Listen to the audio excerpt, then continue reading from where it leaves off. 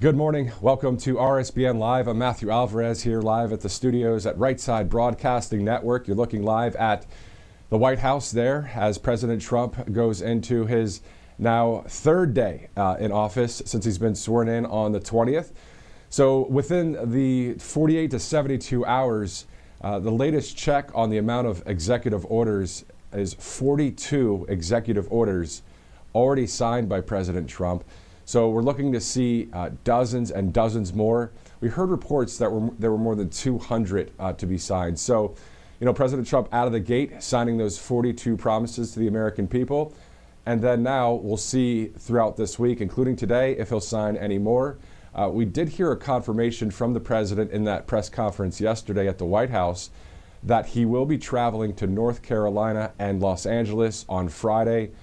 Possibly, I guess, through the weekend. We don't have the specific schedule, but we do know he said that he'll go to North Carolina on Friday. He said from there, Air Force One will go out to Los Angeles, and then not stopping on the West Coast there without stopping at the Silver State in Nevada. He said he was going to stop there and thank our supporters for the vote that we've entrusted in him for great things for this country. So 3 stops starting Friday. So we'll have that coverage, of course, here as we get it on Right Side Broadcasting Network, as the president will be making 3 state stops in a matter of days. Today, of course, Wednesday, January 22nd, 2025. We're going to get to some of our headlines here in just a minute, but I just want to let you know what we have on tap for today's broadcast. Number one, we're always ready to real-time monitor what's going on at the White House when it comes to anything when it comes to President Trump signing more executive orders or any press availabilities or a White House press briefing. We have yet to see Carolyn Levitt yet, but it is still just 3 days in. So whenever that happens, of course, we will bring you that live. Also, today at 10 a.m. Eastern Time, the GOP will have a leadership press conference there. So the GOP leadership will have a press conference at 10. We will bring you that live. On top of that, Russ Vought, the appointee for the White House Budget Office, his Senate confirmation hearing will be happening around then. So we will be going there as soon as we see those live feeds. Again, this is RSBN Live right now. Also, our Robert McNeely is at our Rumble studios in Washington, D.C. We're working on that feed as well. So it would be great if that works out that we would hear from Bobby there in D.C. as he will be headed back down here to the south, but as you guys know, a lot of snow all over the region in the southeast. In Alabama alone, I believe have at least 1, 2, in some places 3 inches of snow here, something that is not normal, as you guys know. And if you remember yesterday's broadcast at all, we had the snow falling video from Biloxi, Mississippi. We also saw in Houston, Texas, a number of inches that fell there. So quite the weather day throughout the southeast as people wake up and look outside and see a winter wonderland of sorts, something that people, of course, there in the Northeast are used to, especially during this time of the year. So here are some of the headlines we're also following at Right Side. President Trump has declared that national emergency on the southern border. So once we see from any of the affiliates that we have access to in the southern border, any videos of Customs and Border Protection agents there or any military that would be there from our country, any state or local county law enforcement, sealing that border, shutting it down, and not allowing any more people just cross into our country. If we see any of that video, we'll bring that to you live as well. So definitely keeping an eye on that. Also, we are looking at the J6er situation where it's a slow rollout in various states across the union and also at the D.C. jail. So there has been some coverage there as well as we see our J6ers, our citizens that, especially 1,500 of them, that many nonviolent offenders. And also there are 6 commutations, so that means there were lesser sentences for people that were involved in J6. But at the end of the day, we know what happened on J6. It was definitely not led on by we the people. It was a different story there. So we'll monitor all of those stories as we get it here at Right Side Broadcasting Network. All of this brought to you by various sponsors, including Colonial Metals Group. Colonial Metals Group, as you see there on your screen, you can go to that QR code or go to freegoldguide.com/RSBN, freegoldguide.com/RSBN for more information. So you'll get a free info kit, everything with Colonial Metals Group.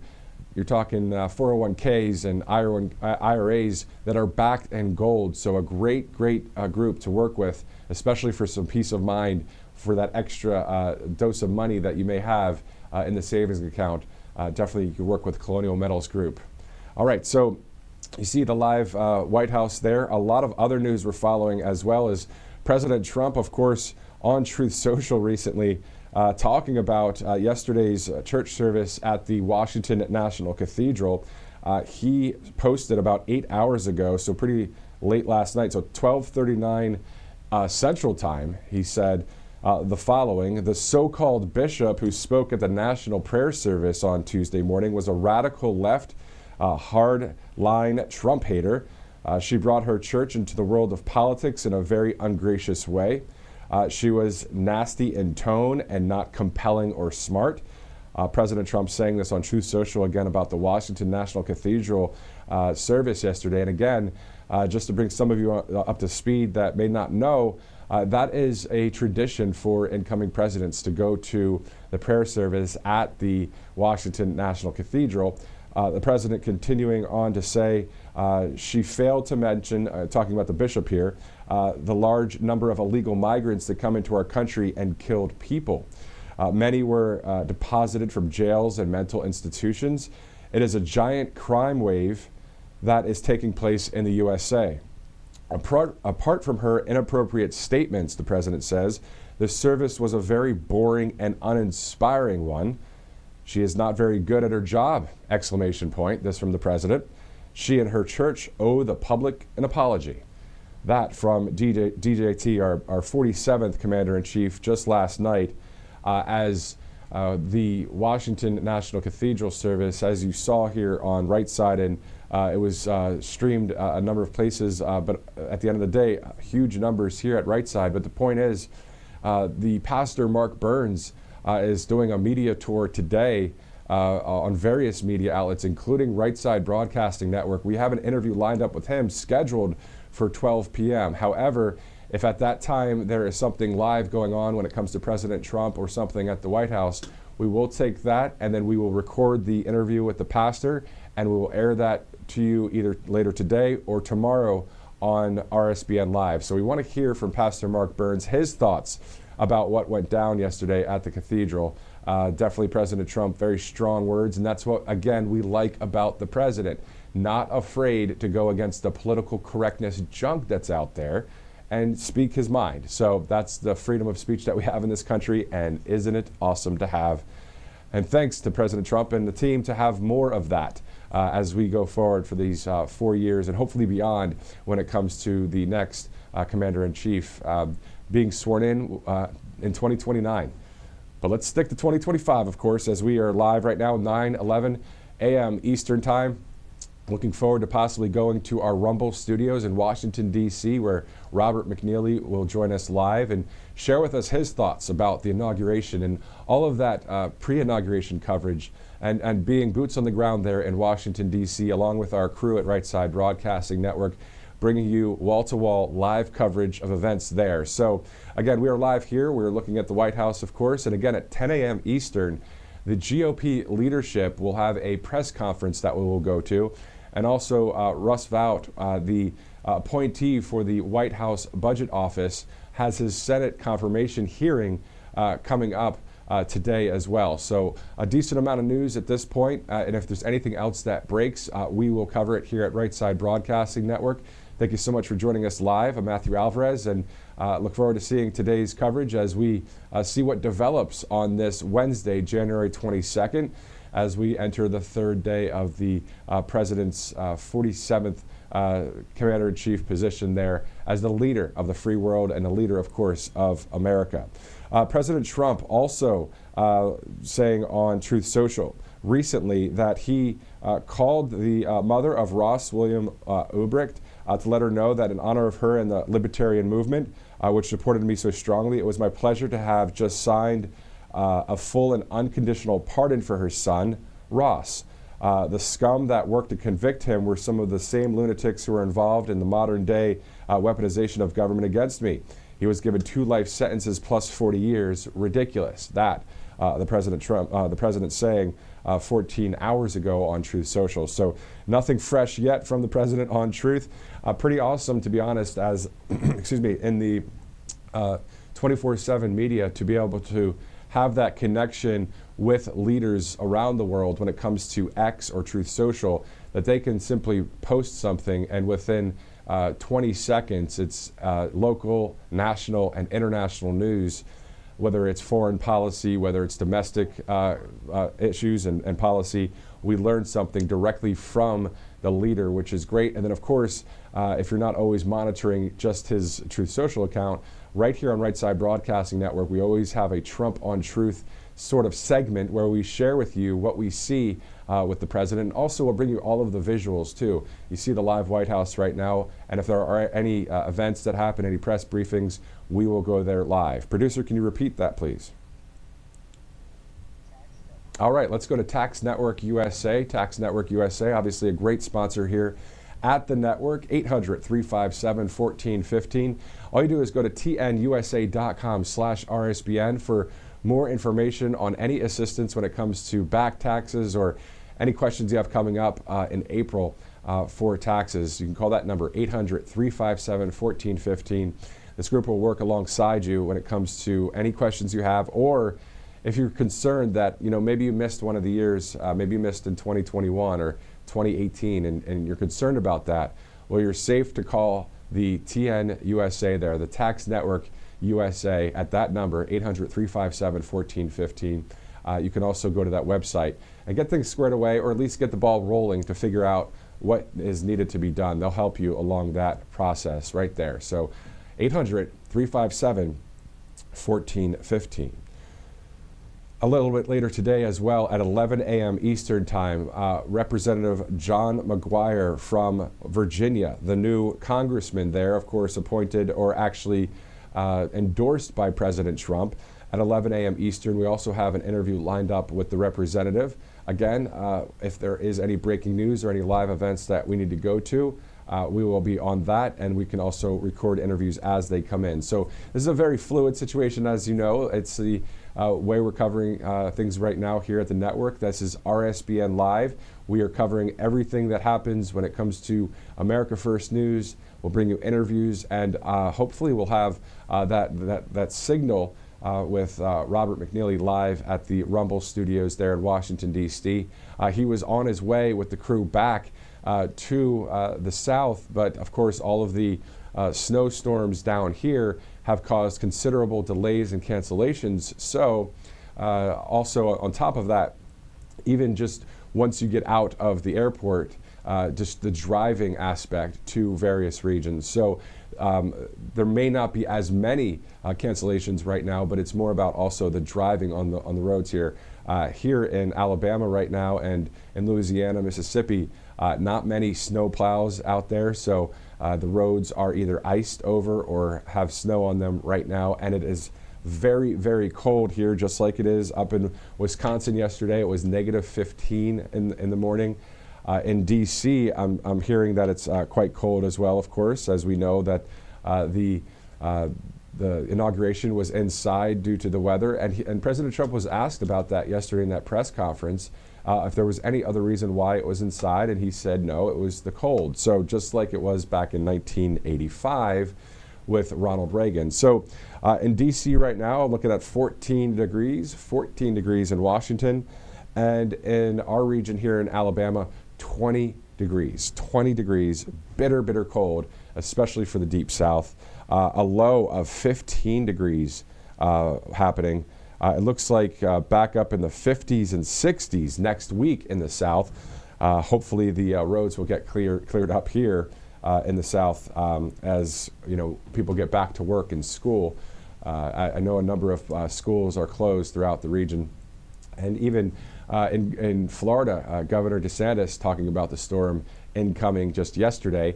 At this point, I only saw on the radar more, it looked like more of the green with rain and that kind of thing, but I'm sure they had some sleet and freezing rain and possible some flurries out there. I have not seen any video, so if anybody's from Florida watching right now, go ahead and talk to us in the chat, or if you want to follow me on Truth Social at Matthew Alvarez, you can message me and show me a photo from Florida. If there's snow in Florida, that'd be quite interesting. So, all right, it is 9:18 a.m. Eastern Time. Again, the GOP Leadership Conference, the leadership there will have a press conference at 10 a.m. We'll bring you that live. And of course, we'll have the Russ Vought Senate confirmation hearing, which is happening as well around that time. That is for the White House Budget Office. President Trump appointing Russ to that position. So we'll see that confirmation hearing as well. You know, President Trump says this will be the most America First administration in history.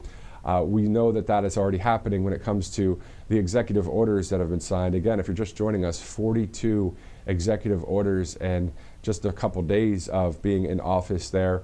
I guess President Trump decided not to go with the all 200 plus right this second, but you know he's going to be taking care of that. I believe he'll take care of that this week, as that ship is going in the right direction here in this country.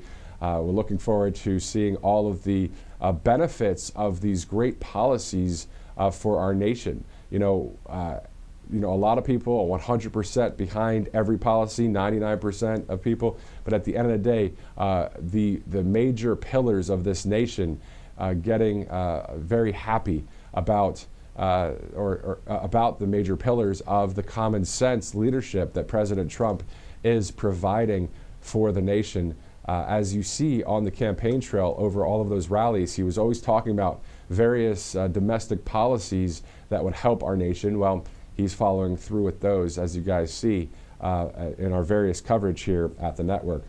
All right, let's go to angelpaste.com, one of our other great sponsors here at the network. As you see, angelpaste.com. You can go there and get 10% off by using the RSBN promo code there. This company based in Spring, Texas, hiring military veterans as well, so always great for that to happen. And also a great product there, according to the reviews, with angelpaste.com. So obviously February 14th, Valentine's Day around the corner, so that might be a good gift right there at angelpaste.com. All right, so we're looking at a number of other stories here. And Director, on that last graphic at the bottom, it said Tax Network USA, and it had the Angel Paste logo. If we can get that changed there, that'd be awesome. As we await here the live feed possibly from the Rumble Studios in Washington, had that lined up for you guys, and we're looking forward to seeing Robert McNeely there live as we kind of catch up a little bit. You know, usually he's in studio and we can talk here in real time, but obviously he and the crew, along with Christina Loren and Megan Kohler and all of our great camera operators, our COO as well, a lot of our staff there in Washington, trying to get back home here. The reason why it's been so difficult is because the roads in the Southeast not looking too good right now. As many of you in the Southeast, if you're watching right now, obviously not doing so hot out there. No pun intended on that one. It's definitely cold out there as we are seeing some really, really cold temps and a northeast style storm in the south when it comes to a smaller storm. You know, comparatively speaking, is 2 to 3 inches, obviously not a lot in the northeast, but definitely a lot in the south, with the Department of Transportation's down here just not having all of that equipment to take care of the roadways. So looking forward to seeing that coverage coming up here at 10 o'clock. I'm Matthew Alvarez. Thank you so much for joining us. Let's go to some more stories that we are following on Right Side Broadcasting Network as I hold down the fort as we get ready for the 10 a.m. GOP Leadership Conference, and also if we get any breaking news or any kind of stories coming out of the White House, we will bring that to you live. Again, if you're just joining us, also President Trump, to those of you watching in North Carolina and also in Southern California and in Nevada, President Trump is on his way on Friday to those 3 states. I don't know specifically what states he will be on which days except for North Carolina. We know he'll be going from D.C. and Air Force One to see Western North Carolina after the Hurricane Helene damage there. And then he'll fly out to Los Angeles for the wildfire coverage there, and then over to Nevada to thank supporters for the great win on November 5th. So let's go to a commercial break right now. We'll be right back here on RSBN Live. Hey y'all, it's Silk from the Diamond and Silk Chit Chat Live Show. Look, don't forget to check me out right here on RSBN Network. Be sure to watch the show on Right Side Broadcasting Network, and I want you to support Right Side Broadcasting Network. Yes, it's imperative that you do so, okay? I look to see y'all soon. Bye-bye. A large retail store just canceled a huge order, leaving us with a ton of extra MyPillows. But you know what? That's their loss. I'm going to make it your gain. For the first time ever, you get standard classic MyPillows for wholesale prices, only $14.88. I can't believe I'm even saying that. Only $14.88. But it gets even better. For a limited time, I'm going to offer my entire classic collection at wholesale prices. Upgrade to a queen size MyPillow for just $18.88. King size only $1 more. Get my body pillows for $29.88 and multi-use MyPillows for only $9.88. So go to mypillow.com or call the number on the screen. Use your promo code to take advantage of wholesale pricing for the first time ever on TV, including my standard size MyPillow, only $14.88. They've never been offered this low before. We have limited quantities at this price, so limit's going to be 10, and once they're gone, they're gone. Welcome to Right Side Broadcasting Network, your trusted conservative news outlet. At RSBN, we deliver the truth when the mainstream media falls short. Since 2015, we've proudly broadcasted every single one of President Trump's iconic MAGA rallies, bringing you the excitement and energy live before anyone else. By watching RSBN, you get an unfiltered front row view of the action on the ground. We interview the crowds to give a voice to millions of Americans just like you. We show you President Trump's speeches in their entirety, free from interruptions and censorship. We cover the stories that matter to you with the integrity and passion you deserve. Thank you for choosing RSBN as your home for America First news. Together, we stand strong, united, and informed. So join us and be part of the right side of history. Welcome back to Right Side Broadcasting Network. This is RSBN Live. I'm Matthew Alvarez. You're looking live at the White House right now. Let's bring in our host, RSBN host, Robert McNeely. They're live at the Rumble Studios in Washington, D.C. Bobby, I am so sorry, man. You were supposed to be down here in Auburn with us today. Mr. Magnificent, it's all right as long as people are happy, healthy, and safe along 285 and 85, all the way from Atlanta, Georgia, down to our studios in Auburn, Alabama. I know that Lee County is still under that closure with the roads, I believe. Can you tell us how everything's going with the snowstorm down in Dixie? Well, right now, it snowed yesterday, I think about 2 to 3 inches here.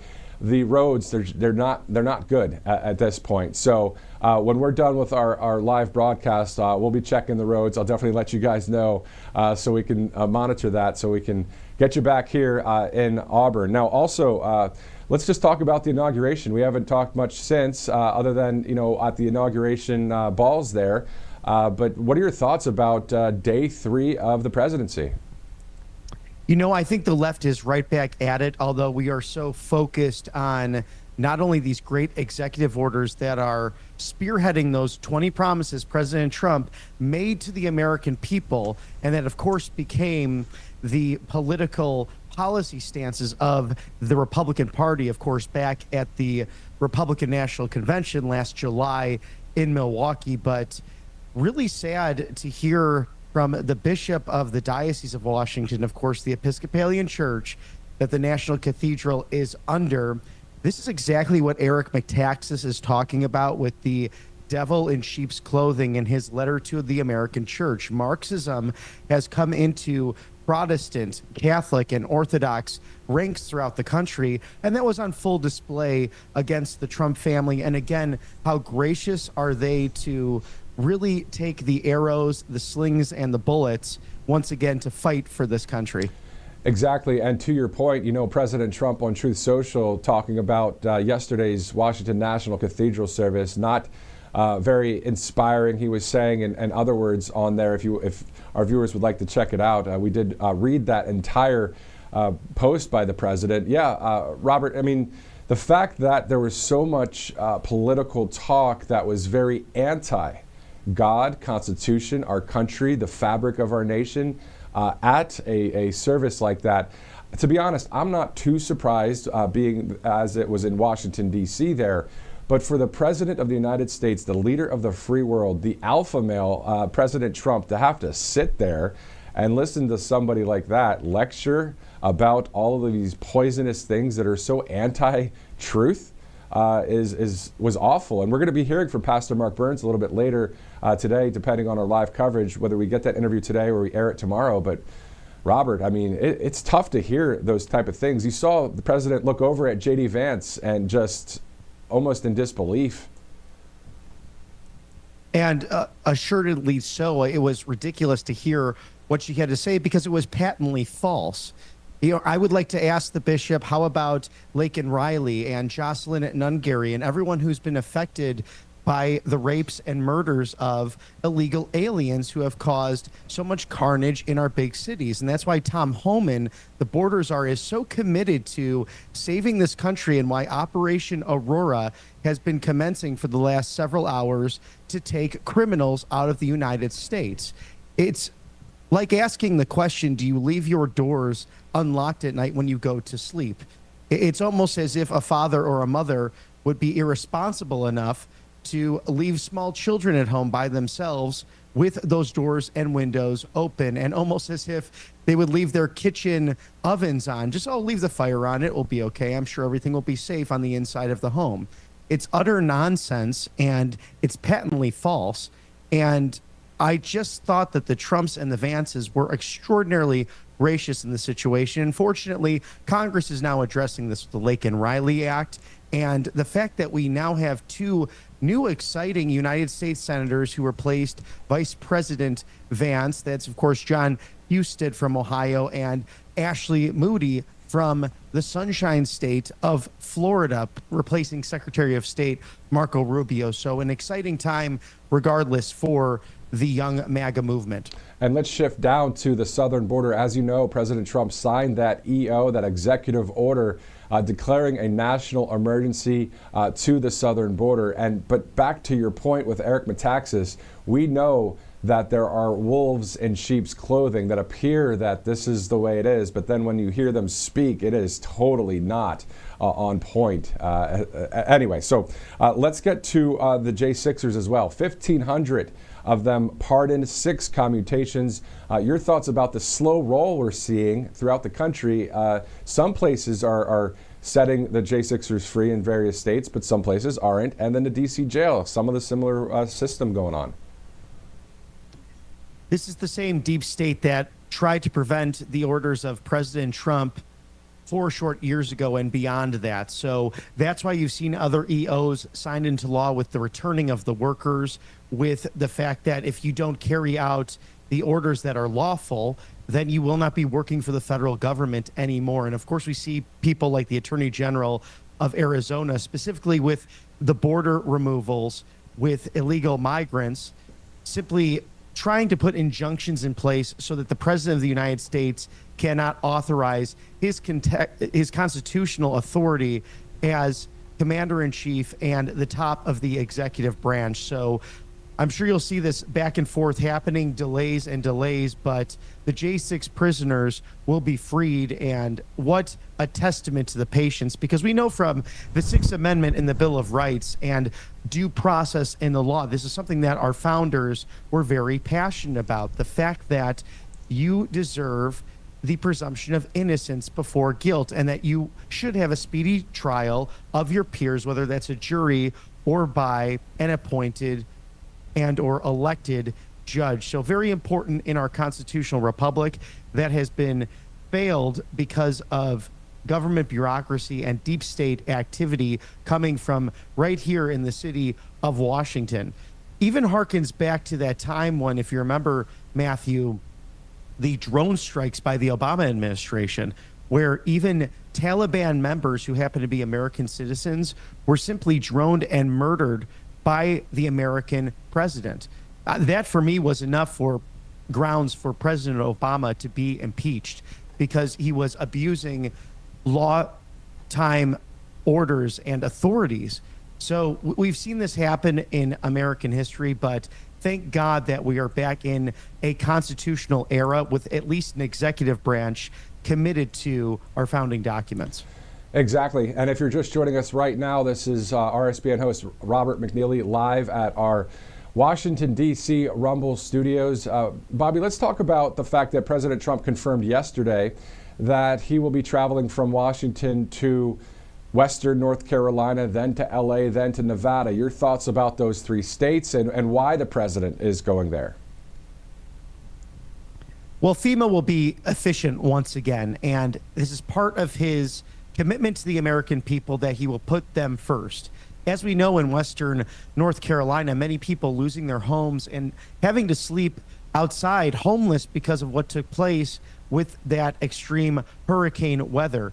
But we saw in the lame duck session of the waning days of the Biden administration, billions and billions allocated to Ukraine, no help from FEMA, but it was good groups like Reverend Graham's Samaritan's Purse and the generosity of not only the Red Cross, but the American people to help with getting people back on their feet. I think about many Amish groups who came in and built smaller homes, but mobile homes, to get people warmth in those cold North Carolina mountains during the winter. One of the most beautiful areas in the Blue Ridge, but of course so cold and hard to sleep overnight. And then of course you have the threat of wildlife there with bears and other animals that can affect you if you're just sleeping out there and camping. It may be a good idea in the summer or the spring and fall months, but it's bitterly cold right now. So thank God that President Trump has a focus on putting America first.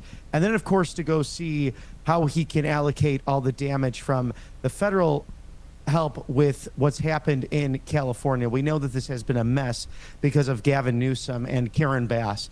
The fact that the water reserves aren't available, the fact that forest management has not been addressed. And we knew this going back to 2018 when Governor Newsom said to President Trump, promises made, promises kept.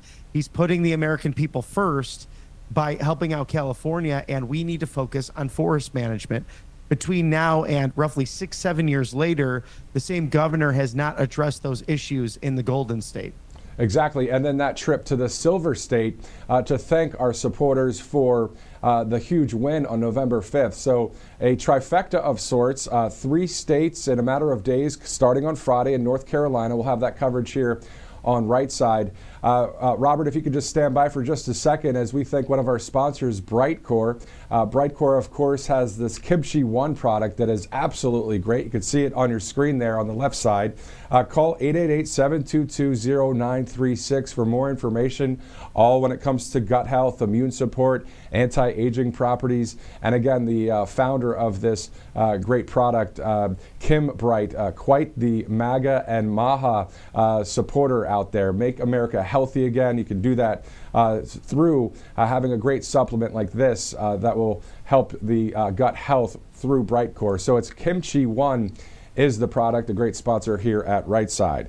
All right, let's go back to Bobby there in the Rumble Studios in our nation's capital. How cold was it out there before you got there today, sir? It's a high of 12 degrees in Washington, D.C. And as you know, Mr. Magnificent, it is something we're used to being from the north. But I have to tell you, being an adopted Southerner now, it's quite nice to enjoy those warmer temperatures year round. But of course, the surprise in weather with that Arctic blast affecting the whole country, but that Gulf effect there really creating a lot of ice and snow down south. So I know that our friends in and around the Peach State and down in Alabama also not very used to these kind of weather conditions. Yeah, exactly. You could add Mississippi, Louisiana, and some other states to that list there, including Texas. I mean, Houston, I saw a live shot there the other day, and it was quite interesting to see in Houston and in New Orleans a winter wonderland of sorts. And And to those of you that love the Four Seasons, well, we definitely have that opportunity down here in the South as well today, as we look forward to hearing about the fact that, President Trump just said, you talked about the Gulf there, Bobby, the Gulf of America. I saw a map that said Gulf of America. I posted it on Truth Social. Your thoughts just about that? Well, I love the naysayers, and that was one of my favorite moments from the inaugural speech, when you could see Hillary Clinton laughing and rolling her eyes.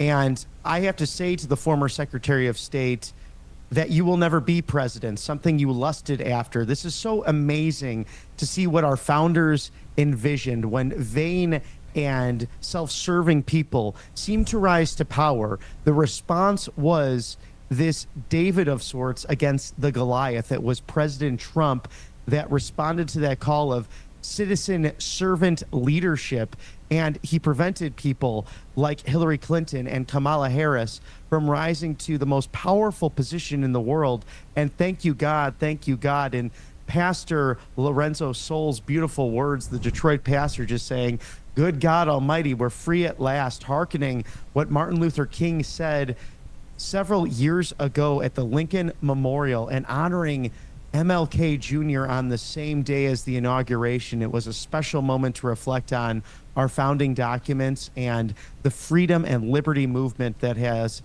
inspired so many great individuals to rise to prominence like President Trump.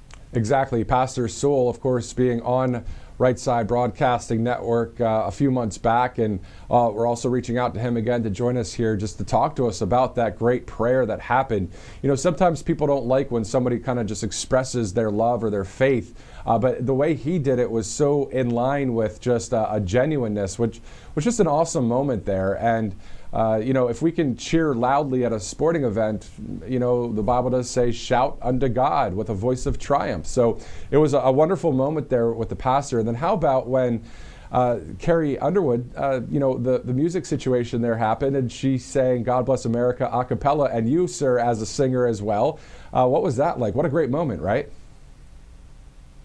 Very special to watch America's sweetheart honor our God and country with truly one of the most beautiful songs and one of the most beautiful voices we have ever heard. And it's that quiet confidence and that humble nature of Carrie saying, "I might need some help here." Of course, she did not need that. She was ready to go, the professional that she is.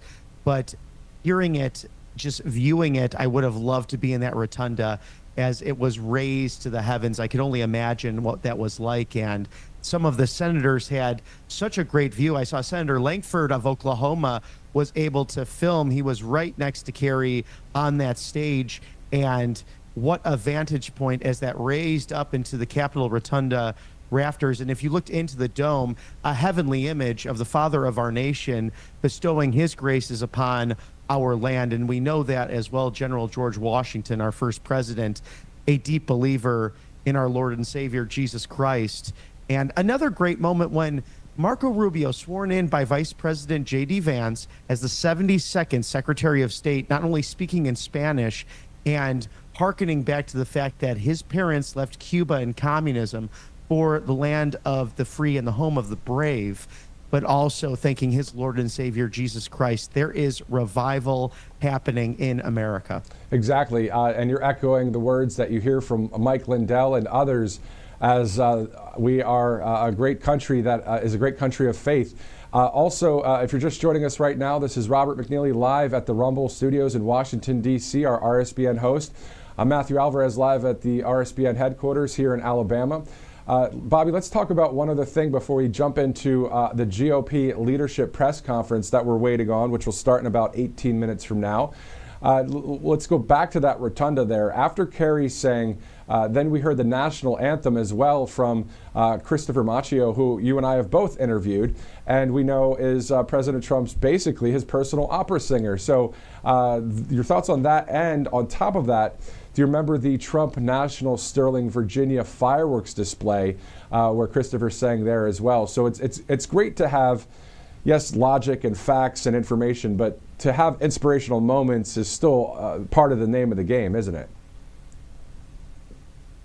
Absolutely. And he is America's tenor and really singing throughout the weekend, whether it be at the Trump National Golf Club, also at the inauguration, and then hearing his voice too as he sang before the proceedings at the Washington National Cathedral. He is a rock star. He's an absolute pro, using that repertoire of Nessun Dorma, God Bless America, Ave Maria, and Alleluia, some of those core beautiful songs that tenors love to sing with the gracious notes that God has blessed them with. And Christopher, truly a humble man, and an honor to interview him as well, because for a field that is so about being a star and somewhat of, very cultured and the tea and the caviar of opera, Exactly. he is quite a relatable gentleman and actually very soft-spoken. And so it's always a joy to have him on the show to speak of his journey and his personal friendship with President Trump. Exactly. Great performances there by both Christopher and Kerry, and his agent actually sent me a photo that there was a photo of Kerry and Christopher together. Just a great photo to show people that are on Team America and Team Trump, and it's pretty awesome to see that. Let's shift gears now to the GOP leadership conference today and some of the appointments that the president has had for, Pam Bondi and Kash Patel, Pete Hegseth. We're looking at those Senate confirmations hopefully happening here in the near future. We just saw, as to your point, Marco Rubio as the Secretary of State. So let's talk about some of the appointments and also the GOP leadership. I mean, do you think that Speaker Johnson and other GOP members are really full on in line with the president? I know Mike Johnson says he is, and the president says he is, but your thoughts overall with the GOP right now? Senator Mullins, also from Oklahoma, has spoken to this point, Matthew, about how we are seeing a different Donald Trump who wants to push so much through the legislature with the cooperation of Speaker Johnson and, of course, Majority Leader Senator John Thune in the United States Senate. And I think you're seeing that agenda really unfurl here in a beautiful way. They want to use really the Obama standard of getting that national security team into place as soon as possible. We had a 99-0 vote of the entire Senate for Marco Rubio, an extraordinary unanimous vote, and also a unanimous vote 22-0 out of the Foreign Relations Committee. That's a great start. So I believe the Republican Party is fully unified in this moment to push President Trump's nominees over the hill, because they really are great professionals. They are the people chosen for such a time as this. And I don't really see any forks in the road outside of what the far left may have planned to put a kink in the plan. So we'll see what happens here, but need to get Pam Bondi in, need to really get Kash Patel in at the Department of Justice to make sure things are steady and really serving the American people. Exactly. So looking forward to the Senate confirmation hearings and to see that. We'll have that here on Right Side Broadcasting Network as those developments happen. Robert, if you could stand by for 1 minute as we go to Colonial Metals Group. Colonial Metals Group, a great sponsor, of course, at Right Side Broadcasting Network. All you have to do is go to freegoldguide.com/RSBN. All of the information you need when it comes to a 401k and IRA, that backup plan for the U.S. dollar, having it in gold, a great investment, a way to hedge against inflation. You can get more information by getting that free gold guide. So go to freegoldguide.com/RSBN. All right, it's 9:46 as we get ready on the East Coast there for the GOP leadership press conference. We'll see what kind of news comes out of that. Speaking of news, yesterday the president having a press conference for quite some time there, a little bit of a Q&A back and forth. Let's talk about that really quickly in the sense of the how the president handled some of the fake news when they were trying to cut him off and ask questions. It was similar to some things we saw in the first administration, wasn't it? You know, they're right back at it, and that's the dirty little secret within media world, is that the mainstream outlets are loving the fact that President Trump is back in office, because in these few short hours, roughly 48 hours of being president of the United States, we've seen how many questions by the media. He brought the press pool into the Oval Office for signing of the executive orders. Clearly, They're excited about it. Their ratings go up as a result. And President Trump wants to speak to the American people through the fake news. Exactly. And so the thing is about some of the fake news, though, is just because somebody interrupts somebody, and when we say this somebody, that's the leader of the free world, they're just trying to grab that soundbite or act like they're holding President Trump accountable, that kind of thing, which is the job of the press. But when you have an actual thing that's true to bring to the president, not these left-wing talking points cutting off the president just to be known and on camera, like that is a low blow, as you say. You know, if at the end of the day, if there are good things happening in this country and common sense, we should be embracing those things as journalists because it's helping our nation. It's the common sense journalism. However, again, the accountability is still needed in the press. We do have to hold leaders accountable. That's part of the job of a journalist. Again, though, Bobby, if it is a true researched statement or question when you bring it to somebody, not this bull crap that they keep bringing to the president. 100%. And what's so great about partnering with you, Matthew, is that we really come from the old school. We come from mainstream media, where we learned that yellow journalism has been active really throughout the birth of the Republic. And it's, to your point, asking that question and then making a spectacle of not allowing the person you're interviewing to answer. It's a practice that really makes someone look not only unprofessional, but as if they have an agenda. And we're really clear here at Right Side Broadcasting. We have a purview. We're on the right side of history. We have opinion. We have analysis. We discuss these, quite fairly, but we give credit where credit's due. In fact, I was fortunate enough to run into Senator Coons on that first day of our coverage last week, where we showed you what would have been outside walking the parade route. And I simply asked him, what are you looking most forward to in a bipartisan manner to work with President Trump's administration? And he said, Kelly Loeffler is going to be outstanding at the Small Business Administration, and I have a great relationship with Linda McMahon, how we can work to make the Department of Education more responsible towards the American people. And that's perhaps dismantling it, as President Trump has wanted to do, to bring that back to the states.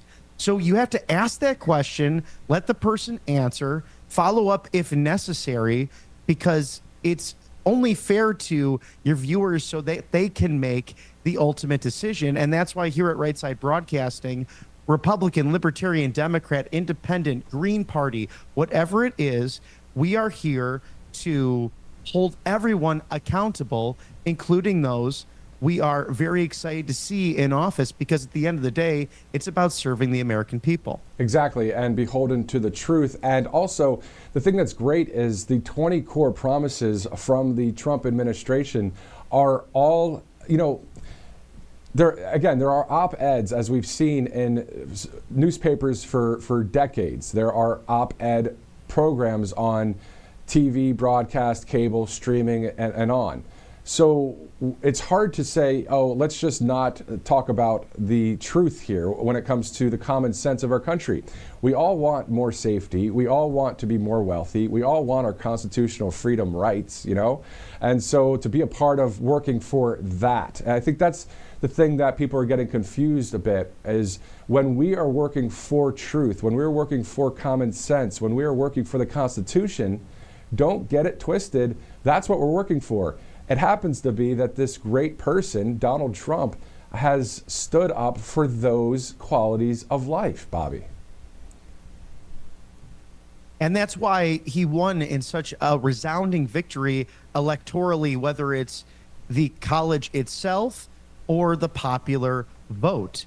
And it's shameful on the part of those in power who can direct that narrative, and this is specifically the media, claiming that, now he is the appropriate president. Now he is actually eligible because he won the popular vote. We know that the Electoral College provides for 270 or more, you become president of the United States.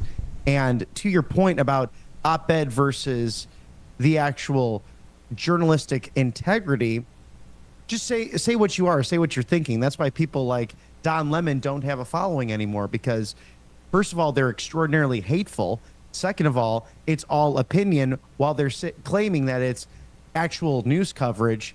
And third, it's really driven by a hatred for our founding documents, or a twisting of that. This is when the great Mark Levin even speaks of we're living in a post-constitutional time.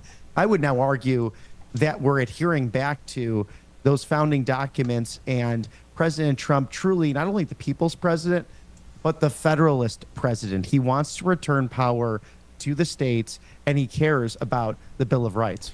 So would you say that we are living in an American Revolution 2.0, figuratively speaking, through peace? But this is sort of a revolution, as the president said in the speech the other day, a revolution of common sense. And how many opportunities in human history do you have to peacefully and patriotically take back your country with a vote, without shots being fired, without a catastrophe? And that's what was averted in the November election. I truly believe that. I mean, look at the people that we've been able to meet and speak with on these issues. We interviewed Nellie the other night at the Commander-in-Chief Ball.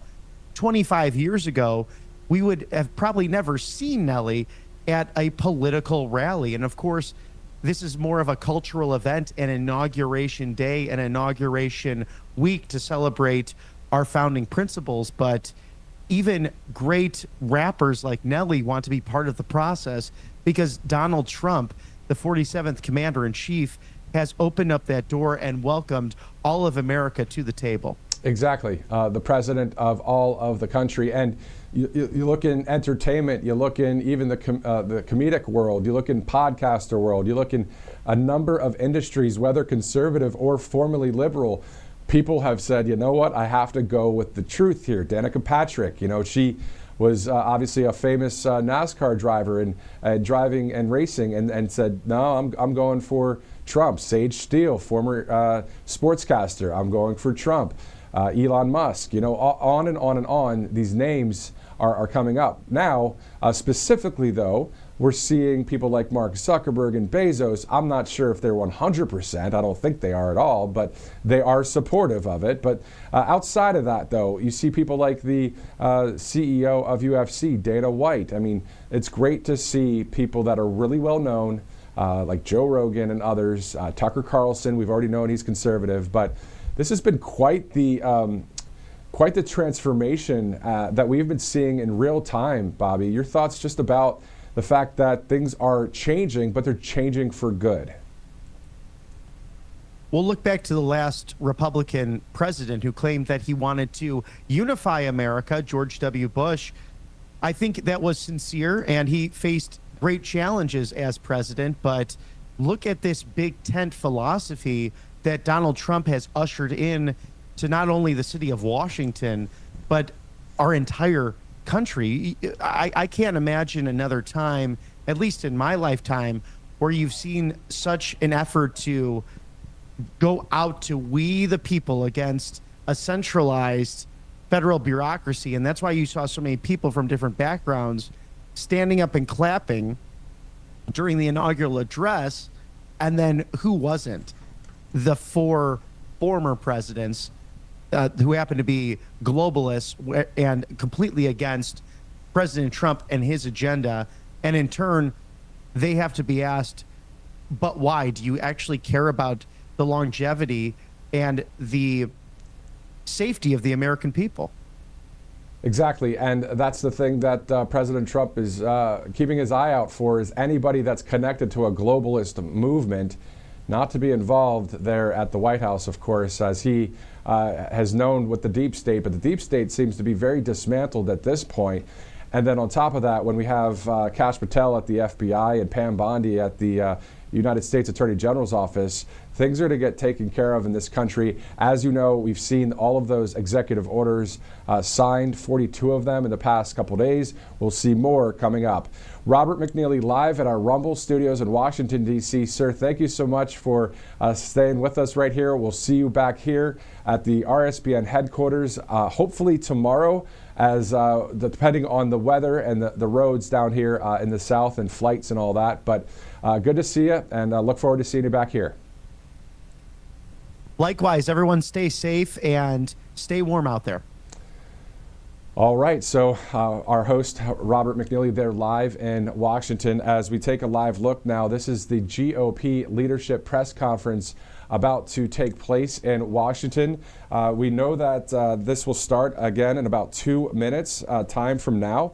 So what we're looking at is, again, the GOP leadership press conference. Also in the bottom right corner of your screen, the live video from the White House. So great to see Robert up there in Washington, as he will be headed back here to our studios. But in the meantime, we will also have all of these live feeds right to that White House, to the Pentagon, when there's press briefings, to the Supreme Court outside. You know, we'll have a lot of coverage, and especially if there's national breaking news. How about when President Trump travels on Air Force One down to North Carolina on Friday, and then out to LA, and then over to Nevada. So all of these events will be live right here on Right Side Broadcasting Network. I'm Matthew Alvarez. You're watching RSBN Live. Thank you so much for streaming in with us.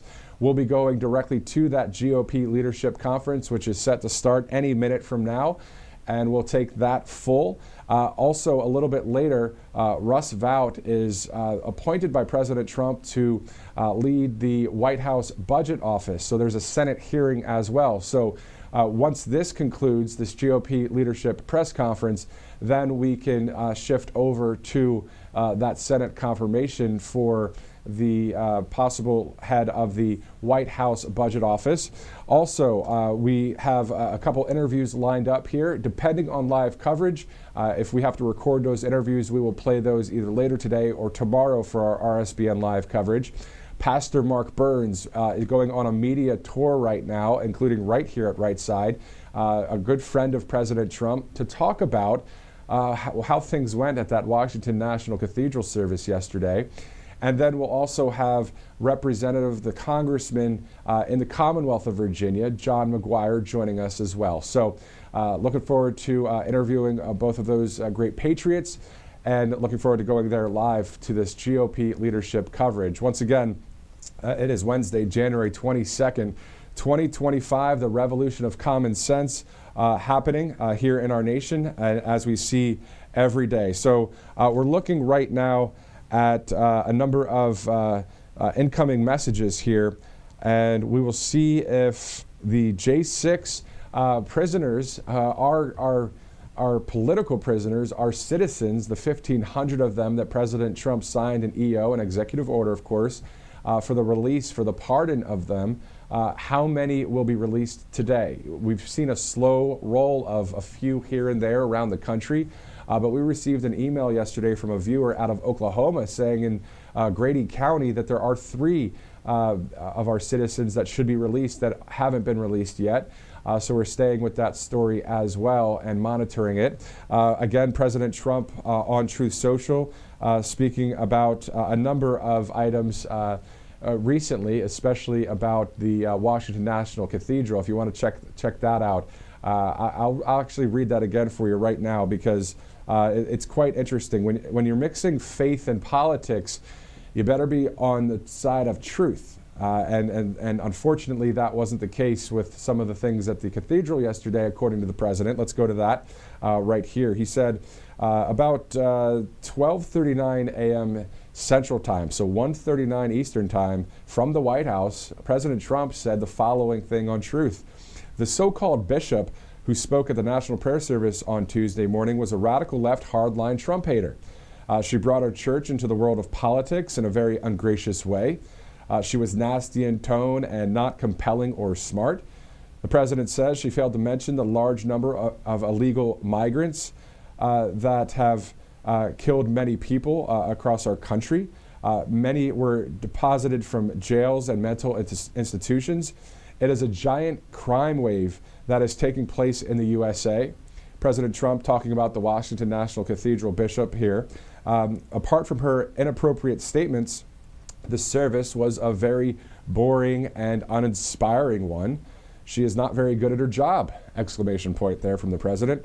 she and her church owe the public an apology. That, according to our Commander-in-Chief, President Trump. We are looking at also possibly interviewing Sam Markstein with the Republican Jewish Coalition to talk to us about the recent hostage deal. He's been on the show here before.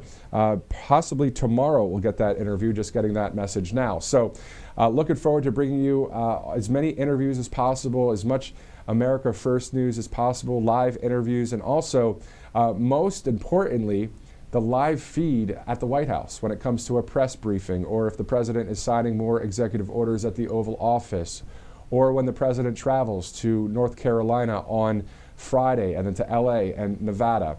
Now, President Trump spoke about that just yesterday during that press conference, and the question that I have is, obviously we know Western North Carolina because of the Hurricane Helene aftermath, the LA wildfire current situation, and then he said he's going to Nevada as well to thank supporters there for the great win in November. Does that mean there's going to be a rally in Nevada? He didn't say rally, but he did say he's going to go thank supporters. Is that going to be an intimate group, a small group like this, or is it going to be a huge event? We don't know yet here at the network. As soon as we find out, we will send that information to you, as we are on the list with the Office of Communications at the White House, receiving those press immediate releases, press releases here. So we are in the know, and we will share with you everything we can share with you as we get that information. Also, on top of that, as we expand as a network, getting more sources in Washington, D.C. and growing and bringing you America First conservative news, but also reporting facts. That is factual, the things that are happening, the promises made, promises kept with what the president has been up to so far. And we'll monitor that as those 20 core promises are unveiled and the revolution of common sense takes place in our country, and the reform of the United States happens. Every time I say the word reform, I think more of an international type of word in politics and geopolitics and foreign policy. You think of the Reform UK Party with Nigel Farage in the UK. And not only does the UK need massive reform, our country needs massive reform. That's why we voted for President Trump on November 5th and made it too big to rig. And now we're seeing it all develop here in real time. Trust me, I remember the days of the rally coverage and the campaign trails and all of that coverage we have. And if there are any more rallies and if there's any more events like that, we are going to cover that here at Right Side. But to see the words that President Trump spoke and then the actions happening with the executive orders, 42 of them signed in just about 2.5 days, most specifically in a time frame, in less than 5 hours, President Trump signed those 42 executive orders. One of them, again, a national emergency to the southern border. And also President Trump saying that the wall is being built again right now, and it'll be completed. It'll be completed. I don't know how long that will take, but we will be looking forward to seeing any of those video perspectives from the southern border, as we have various live feeds that we have access to here at the network, and we'll bring that to you as we get it. Again, awaiting the GOP leadership press conference, as you see a live picture there, the press sitting there, and then the White House on the bottom right corner of your screen, and then I'm Matthew Alvarez here live at Right Side Broadcasting Network. Looking forward to seeing this coverage.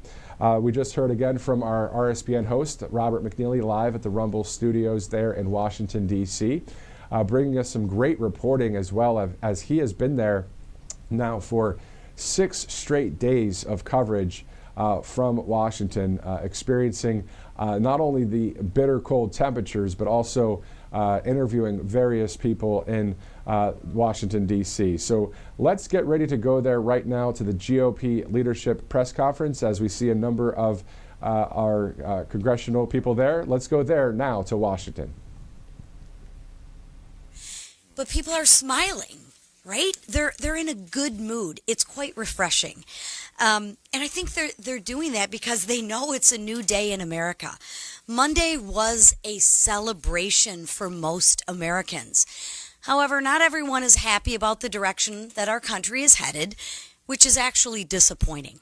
For example, yesterday at the National Prayer Service, the bishop was extreme in her views, extremely out of line and out of touch. And what she did was uncalled for. Perhaps we should pray for her. Why should anyone block or be opposed to President Trump's agenda? The American people expect us to deliver on the mandate in which they've given us. The days of negativity are over. That's why President Trump and House Republicans have already started to keep our promises. Promises to secure the border and unleash American energy and drain the swamp. Promises made, promises kept. Together, we will make America great again. President Trump started this. On day one, he signed 41 executive orders on his very first day in office. House Republicans will continue to deliver more wins for America. President Trump is even taking, get this, unfiltered questions from you all, the press. I think he's been more available in his first 24 to 48 hours than President Biden was in maybe his whole presidency. It's time for a change, and you better get used to it because America is back. Trump is back, and we're happy about it. And Democrats don't know what to do. For years, they've campaigned on the opposite of our agenda. Now President Trump is more popular than ever, and they're searching for their message. Well, my message to them is that it's not too late to join us in restoring America and American prosperity. This week, we will give them another opportunity to do just that. An opportunity to fix our forests and prevent future tragedies. We will give them an opportunity to advocate for born alive babies. I hope they join us. Instead of voting against women like they did last week, I will share with you America is watching, and America is excited and happy about what they see. They know that our best days are ahead, and now I will turn it over from the gentleman from Colorado, Jeff Hurd.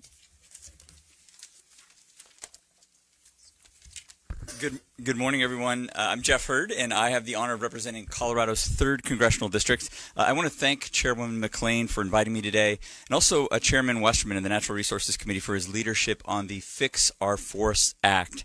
This is a critical piece of legislation. There are 11 national forests in the state of Colorado. 6 of them are in my district. The Multiple Use Sustained Yield Act of 1960, that's a little bit of a mouthful, requires our national forests to be managed for multiple uses, including outdoor recreation, timber management. For decades, though, federal bureaucrats beholden to misguided environmentalists have brought responsible timber management to a halt. They've effectively turned our national forests into national parks. This mismanagement has fueled catastrophic wildfires and set the stage for disasters just like what we've seen in California. Now, the Fix Our Forests Act will change that. It lets the Forest Service do its job, restore forest health, increase resiliency to wildfires, and also to protect our communities, and I am proud to support it. This bill is common sense, and it's necessary. We're going to pass it in the House, work with the Senate, and get it to President Trump's desk as soon as possible. Together, we're going to fight to ensure that communities never face another preventable wildfire disaster again. Thank you, and with that, I'm going to turn it over to Majority Whip Emmer. I think our conference chair led off with this: promises made and promises kept. That has been the theme since President Trump's triumphant return to the White House on Monday. I mean, in one day, President Trump did more for the American people than Joe Biden did in 4 years. Some of us would argue more than he did for the American public in 50 years. From shutting down the woke DEI bureaucracy that poisoned every aspect of the last administration, to ending the CBP One App scam that helped facilitate the worst border invasion our country has ever seen, to rolling back policies that crippled America's energy dominance and our national security in the process, and so much more. One thing is clear, the golden age of America is upon us, and President Trump will stop at nothing to reverse the damage done by the failed Biden-Harris administration, nor should he. It's exactly what he campaigned on, and 77 million Americans gave him an overwhelming mandate to put America first. House Republicans are united and ready to work with the greatest president of our lifetimes and our Republican colleagues in the Senate to get the job done. Failure is not an option, and we're excited by the historic opportunity in front of us to make America great again. And with that, I turn it over to our Majority Leader, Steve Scalise. Thank you, Whip. It is morning in America again. It's an exciting time. Monday was just a special day where America celebrated the inauguration of President Donald Trump, coming back as the now 47th President of the United States. And you already see a different focus, a sharper focus in President Trump. I'm sure the Speaker will touch on this, we got to meet with the President in the White House yesterday for a good amount of time to talk about the agenda, to talk about the things we're going to do to help fight for those American people who have been struggling for years under the weight of the failures of the Biden-Harris agenda. It's not just talk, it's action that's being taken, not just through the executive actions that you heard our conference chair, Lisa McClain, talk about, but actual legislation. Today, we're going to send to President Trump's desk his very first bill to sign into law, the Lake and Riley Act. And I think it's significant that you look at the contrast between last Congress, where we passed the same bill, and Chuck Schumer made it clear that in a Democrat Senate, they had no desire to stand up for women who were assaulted by people here illegally. Joe Biden would not have signed that bill. But now with John Thune, you have the same House majority, but you now have a willing partner in the Senate that actually wants to confront real problems facing families so that you don't have more Lake and Rileys. You don't have more murders of innocent people because of an open border. President Trump's already taken action to start reversing that open border. We're working now in the budget reconciliation process to address those problems, to secure America's border, to produce more energy in America so you can lower costs for families when they go to the pump, when they pay their energy bill. And it's pretty darn cold. Even in Louisiana, we got 10 inches of snow yesterday in New Orleans. It's pretty surreal to see that there's more snow there than here in D.C. But there is a new sense of optimism. And I think you're going to see it from a lot of us. And you go through all the swing states, you go through the campaign. There were many specific things talked about. You know, we talked about what we would do if we got the trifecta, the House, Senate, and White House. And people wonder sometimes, will they actually follow through on that? And what's encouraging is that now we're actually following through on the promises that were made. It's going to be really good policies for families who were struggling. Help is now on the way. Help is here. Help is at 1600 Pennsylvania Avenue for all those families who have been screaming, crying out for Washington to answer the problems that they're facing. And that help is now going to start delivering results for those families. It's going to be a very exciting time. It's going to be a busy time for our Congress as we work through all of the bills that we're doing this week, next week, and the weeks beyond with budget reconciliation. But it's what we said we would do. When the American people gave us that mandate, they expected us to do this work for them, and we're going to deliver. And the man leading that charge is the Speaker of the House, Mike Johnson. Thank you, Mr. Leader. Welcome to you all. This is really a good time. You heard it said by my colleagues here. So many great moments from Monday, from the inauguration of the new president. As President Trump has said, America's decline is over and the new golden age has begun. We're all excited to be a big part of that. As was mentioned, we had a great meeting at the White House yesterday, spent a few hours over there. First met with the president and the vice president, J.D. Vance. And as an aside, let me just say how moving it was. As we gathered in the hold room to go in, President Trump came to visit us. Leader Thune was there as well, and our chiefs of staff. And we were standing there talking to J.D., the vice president. The president walked in, greeted us, and he said, hey, let's go take the meeting into the Oval Office. Well, they're still unpacking boxes. You know, the new team is moving in, and all the picture frames are empty and all of that. But thankfully, because we do the transition of power so well in America, the Oval Office was all set up, and it looked fantastic. As we were walking down the hallway, J.D. mentioned, just in passing, you know, I've never stepped foot in the Oval Office before. It's remarkable. And I said, brother, I got to film this. So I just posted on social media a while ago, videoed that, and it was a really historic moment, right? The president walks us in, and the new vice president walks in, and he stands there, and we all look at the grandeur of the place. Only in America can a young man from humble circumstances, from Appalachia, rise to be the vice president and step into the Oval Office for the first time with that title. It's really something. We live in a great country. Everybody feels this. Everybody feels the excitement of the moment, the excitement of being in a great country. The atmosphere in Washington has changed. I think the Hill Press Corps probably notices that as well. There's a lot of anxious anticipation, a lot of excitement about what we're going to do, and the House Republicans are ready to deliver. What came out of the meetings at the White House yesterday was that we're going to do this in a bicameral manner. You're going to have the Senate Republicans and the House Republicans working together to advance the America First agenda, and we will deliver. Now, the president's wasted no time either. As you saw, it's been mentioned, the executive orders. Just in the past 2 days, just a couple of highlights. Some was mentioned. Listen to this list. He ended catch and release. He shut down the ridiculous CBP1 app. He began restoring American energy dominance already, restored merit-based hiring for the federal government, and eliminated DEI initiatives, ended the radical gender ideology madness, and revoked the security clearances of the former intelligence officials who signed the bogus and discredited letter about Hunter Biden's laptop.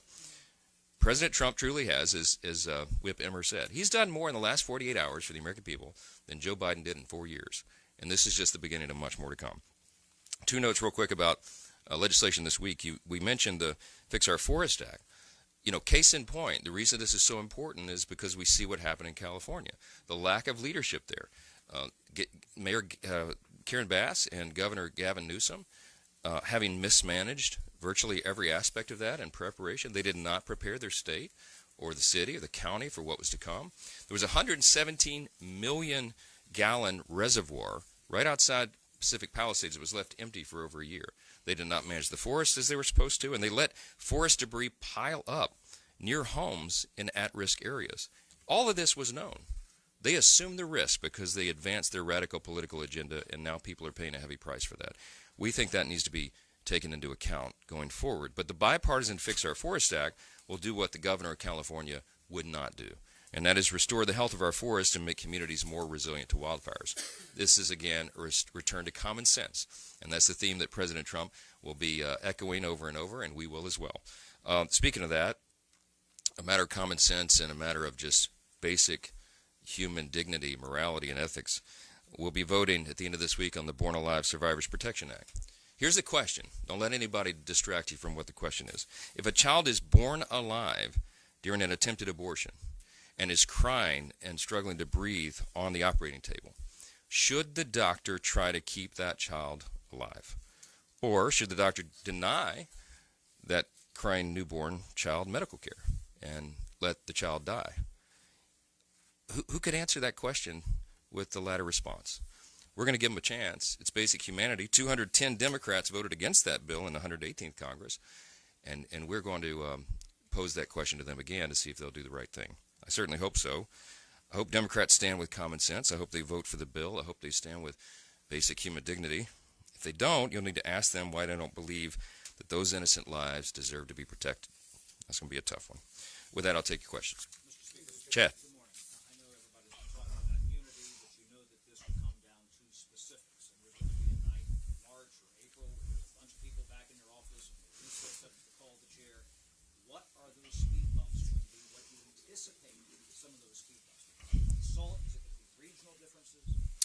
Look, there's a lot of issues with reconciliation and government funding that we're working through.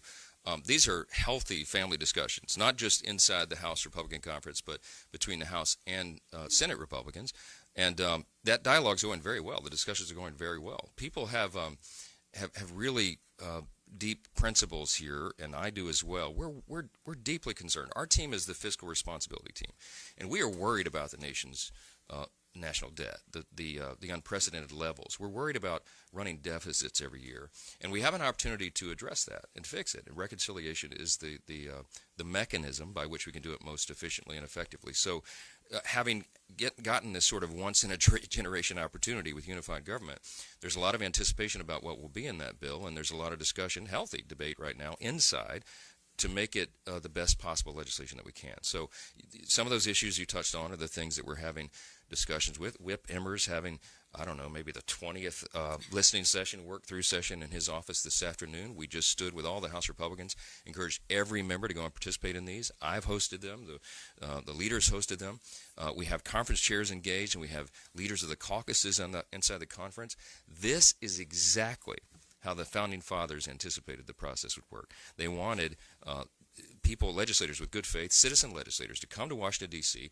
and bring their principles and bring their preferences and come to the table and work it out amongst themselves. It is a healthy thing. We're excited about it, and it's going very, very well. So stay tuned for the details. They're coming. Manu, from Republicans have long said you guys back the blue. How do you justifiably say that when Trump just pardoned a bunch of violent January 6 rioters who attacked Capitol Police? And if those rioters come to the Capitol, will you welcome them back here? So look, everybody can describe this however they want. The president has the pardon and commutation authority. It's his decision, and I think what was made clear all along is that peaceful protests and people who engage in that should never be punished. There was a weaponization of the Justice Department. There was a weaponization of the events. The following, the prosecutions that happened after January 6th. It was a terrible time and a terrible chapter in America's history.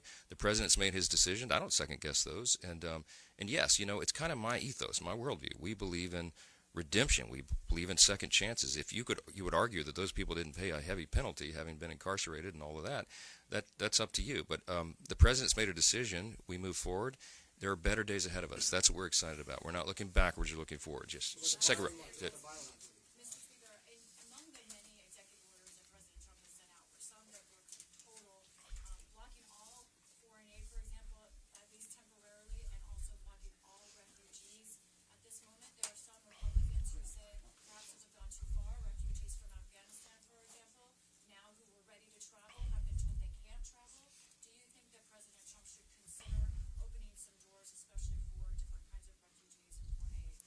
Well, what the president is trying to do right now is a reset, and I don't second-guess his decisions on that. He's using his executive authority because desperate times call for desperate measures. Now, our role as Article I branch of the government is to look through legislatively which of these things will we codify, what do we need to address. Obviously, the wide-open border has created an indescribable human catastrophe for us that we will be dealing with for decades.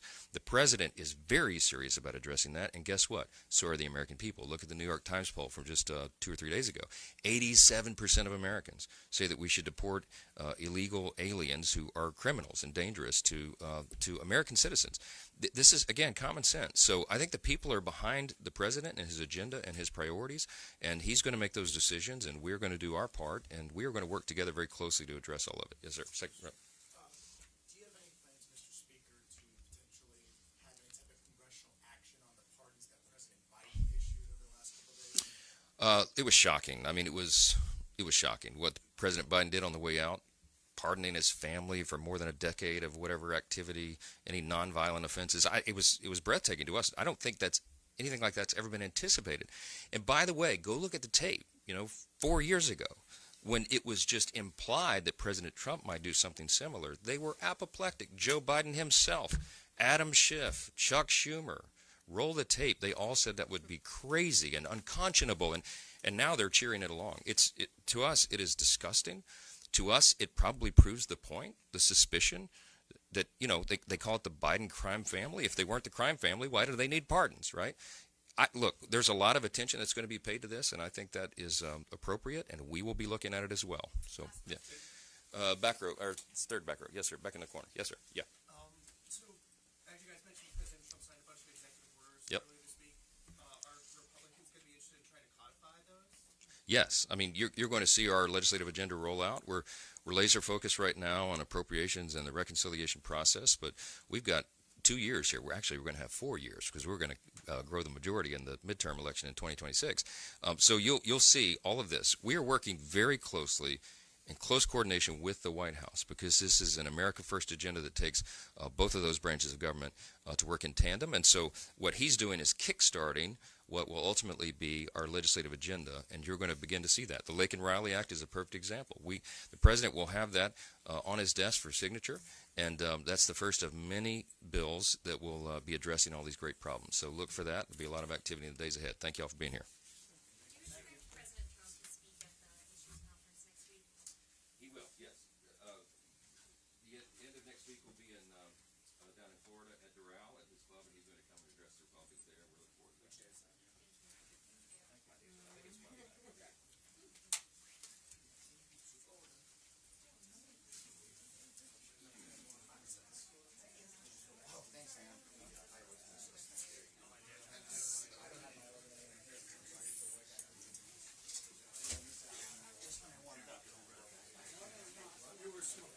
Standing out, getting rank and file for like a half hour. That was the worst.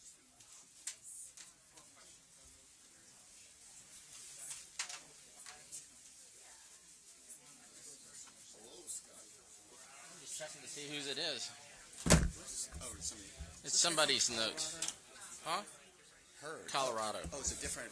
Okay.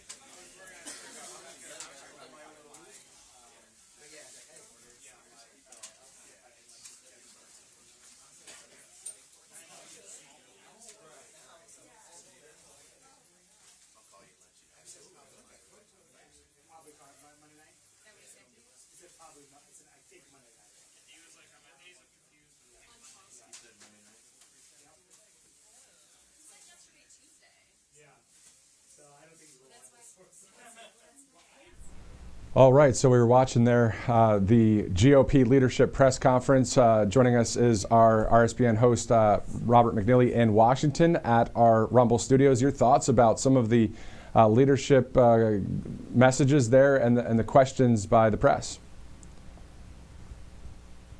Well, hey, Matthew, they're really hitting the ground, whether that's Tom Emmer as the majority whip, Steve Scalise as the majority leader, or our great House Speaker, Mike Johnson. And this was my point going back to the pro-life issue, where we saw people on both sides of it criticizing President Trump's stance on sending the issue back to the states. He's been very clear on that positioning, with states having to decide by direct vote or through their governors and state legislators respectively.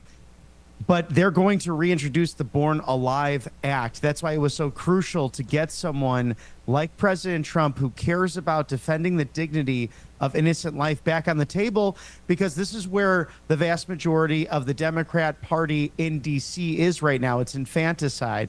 It's about protecting children when they're born alive. We know that former Governor Northam of Virginia said, he was a doctor, saying, we'll make the baby comfortable. We'll let the parents choose if they sought to terminate the pregnancy up through the due date. And how barbaric is that, to let a child suffer on the table? But you also have Steve Scalise speaking on the Lake and Riley Act and making that finalized to get that to the president's desk. So incredible legislation that will help the domestic agenda of Donald Trump and the MAGA movement. You are watching RSBN Live right now. Matthew Alvarez alongside Robert McNeely live at our DC Rumble studios. Coming up soon, the White House Budget Office leadership appointee, Russ Vought, will be going through a Senate confirmation hearing. We'll be going to that in about a minute from now. But Robert, before we go to that, and Director, if we can get that queued up, I think we'll have that live feed right away.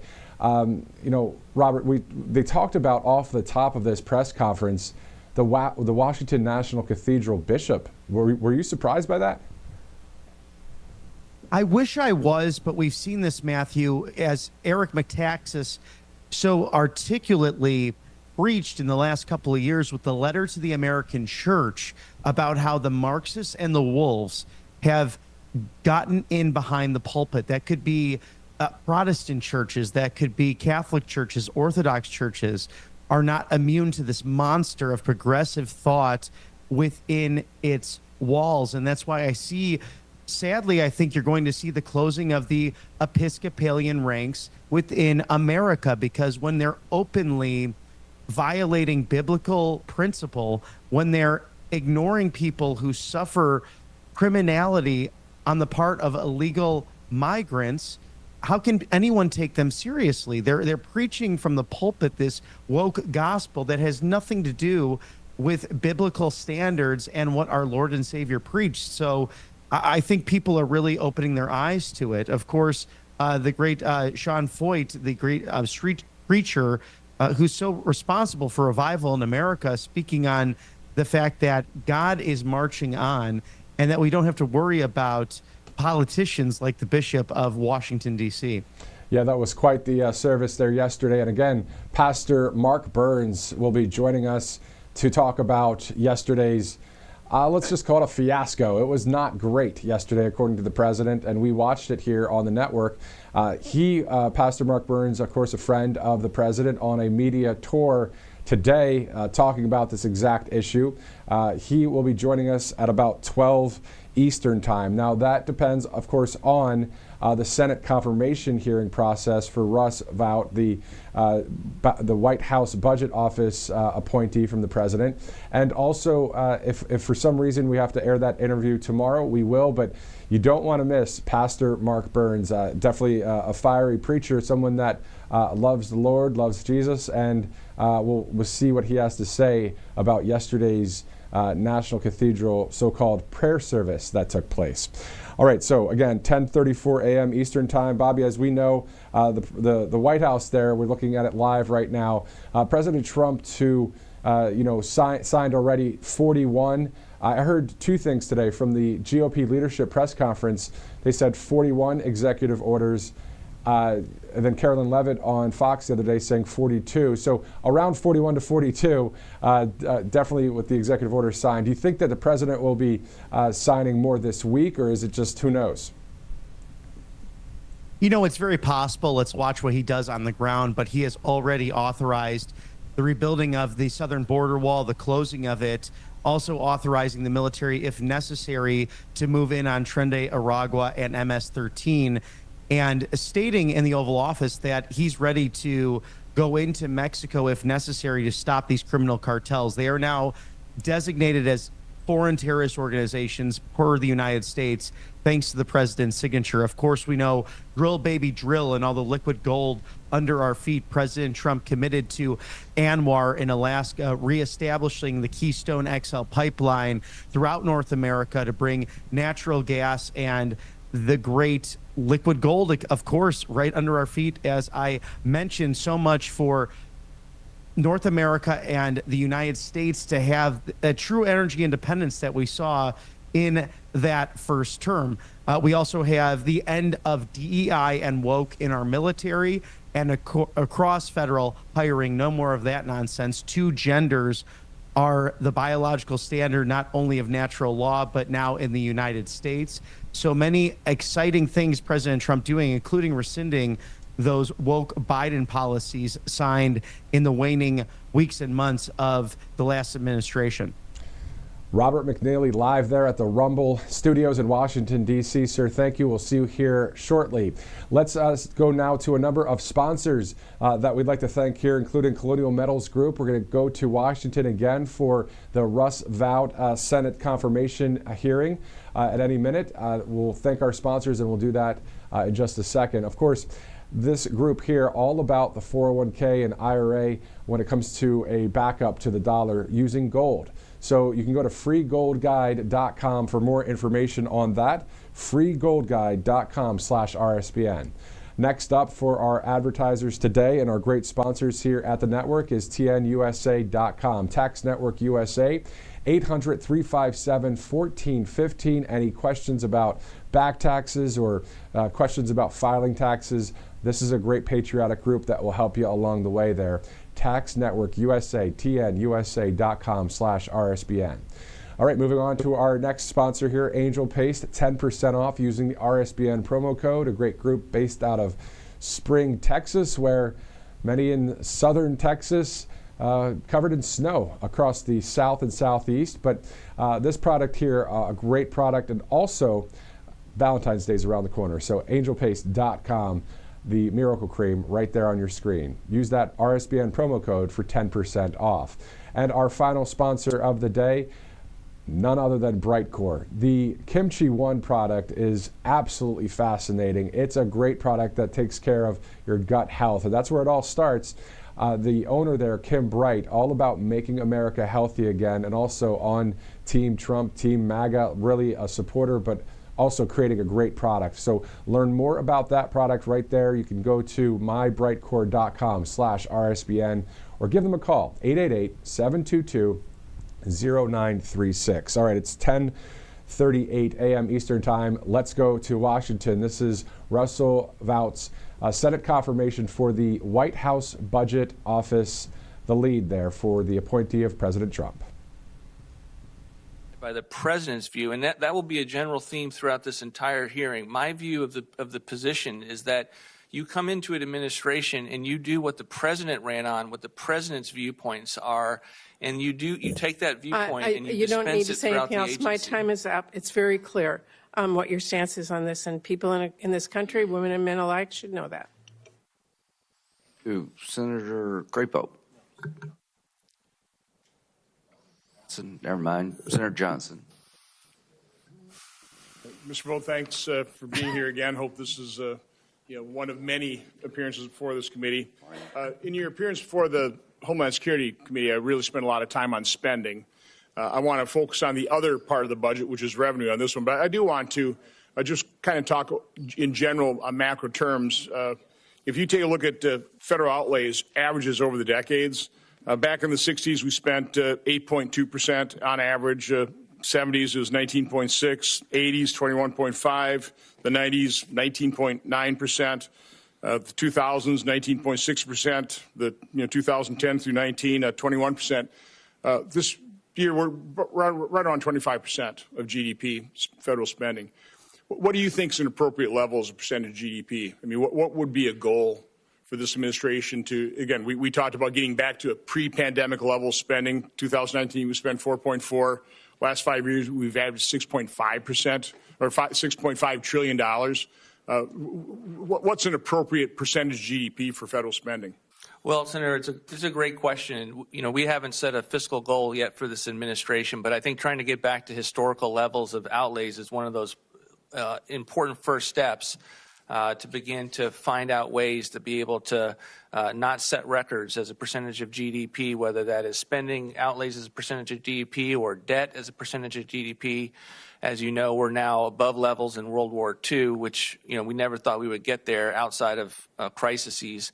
And we need to change the trajectory that we're on as a country for sure. Okay, so want to work very closely with you to, again, bring down that level of spending to a reasonable pre-pandemic level. It's absurd that we're basically spending at pandemic levels. In terms of the automatic tax increase that would go into effect if we don't take action, I would think the first goal would be to return certainty that will not happen. Would you agree with that? I mean, yes, Senator. Okay. One way of doing that, I proposed this morning at a political event, is I know people are talking about one big beautiful bill or two-step. I would actually recommend 3 steps. First, reconciliation, handle the border, keep it simple. We all agree on that. Second would be just extend the Tax Cut and Job Acts as it is. That would take any tax increase off the table, because what I want to do in the third step is simplify and rationalize the tax code. And one thing I found is there's nothing simple about doing that. So I just want to throw that out there. I think Republicans would all agree that we want to return certainty that there's not going to be a massive tax increase. This would be one way to do it. Just let's quick get in there, extend it using current policy, Senator there, which makes a lot of sense. By the way, let's just discuss that for a minute. In past budgets, we've adhered to the rule that a spending policy that expires, if you extend that, there's no cost. But if it's a tax cut that expires, now all of a sudden you're dealing with trillions of dollars. And by the way, I don't believe those scores. Don't you think it makes a lot of sense to treat both spending and taxes the exact same way, that if we pass a budget in this committee, it's going to be based on current policy, both for spending and for taxes? Senator, I'm not here to make any announcements strategically for the administration, but I do think it makes sense to be able to treat spending in the same way that you treat the tax baseline. And so I think that's something that should be considered as you navigate the reconciliation process and have conversations with the parliamentarians. But I think that's a very important discussion that needs to continue to move forward to give options for the president and for this body. So again, I'm always big in terms of goals of things. So again, I think it's a goal to return that certainty. Let's take any kind of automatic tax increase off the table as quickly as possible. Then whatever we do, and again, I don't like the term tax reform, I like the term tax simplification and rationalization, but whatever we do, it needs to be permanent. Let's not make the mistake of having automatic tax increases in what we do next. Now, that's going to be complex, okay? There's nothing simple about tax simplification. One of the things I think we ought to look at are tax expenditures. I just had my staff, print me out the list of tax expenditures. This is like about 170 of them, totaling almost $1.7 trillion, about 6% of our economy. Now, some of these, as I look at these, are legitimate business deductions. I wouldn't consider them a tax expenditure. But is this something the administration is willing to take a look at, is just trying to dramatically simplify our tax system? It costs $400 billion at least to comply with it. I mean, is that something that you and Treasury Department and the President will work with me and this committee on trying to simplify our tax system? Yes, Senator, happy to look at that list as well. Okay. Thank you, Mr. Chairman. I don't know if it's going to be 1 step, 2 steps, or 3 steps, but let's take a step. Senator Sanders. Thank you, Mr. Chairman. I look forward to working with you. Yes, sir. Mr. Vought, thanks for being here. Thank you. Mr. Vought, we are living in a moment in American history where at a time when 60% of our people are living paycheck to paycheck, we have more income and wealth inequality than we've ever had. 3 multi-billionaires own more wealth than the bottom half of American society. People are struggling to put food on the table. Very rich are getting much richer. We have heard from our Republican colleagues in the House that they think it is a good idea to go forward to provide massive tax breaks to the billionaire class and at the same time help pay for that by cutting back on Medicaid. And I know that you are more than aware that Medicaid not only provides health care to tens of millions of lower income people, but 2 out of 3 people in nursing homes in America, elderly people, are on Medicaid, paid for by Medicaid. You are going to be an advisor to the president if you are approved. Will you tell the president that it is immoral, that it is wrong to cut Medicaid, cut health care for low-income Americans, for children, and for the elderly, and give tax breaks to the very richest people in our society? Is that something we can count on you to do? Senator, one of the problems, and I appreciate the questions, one of the problems that we have in the Medicaid problem is the extent to which, instead of being a program for the poor, it's alone, and the extent to which it's meant for nursing homes and things of that nature. We have able-bodied working adults on the program that are benefiting from a higher match rate than the populations that it was originally designed for. And as a result of that expanded match, you also have states kind of chasing that match in other ways that have made it so that they're not looking at improper payments. All right. You're going into I don't have a lot of time. You're going into another area, and that is a healthcare system in general. As you well know, unfortunately, the United States of America is the only major country on earth not to guarantee health care to all people as a human right.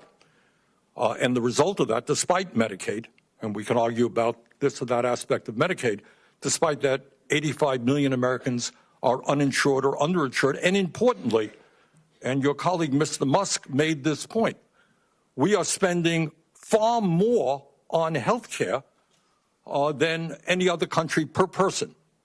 I wonder, as an advisor to the president, will you try to determine how it is that countries around the world are able to provide care to all of their people and in some cases spend 50% per capita of what we're spending. Do you think the function of the American healthcare system should be to make huge profits for the insurance companies and the drug companies?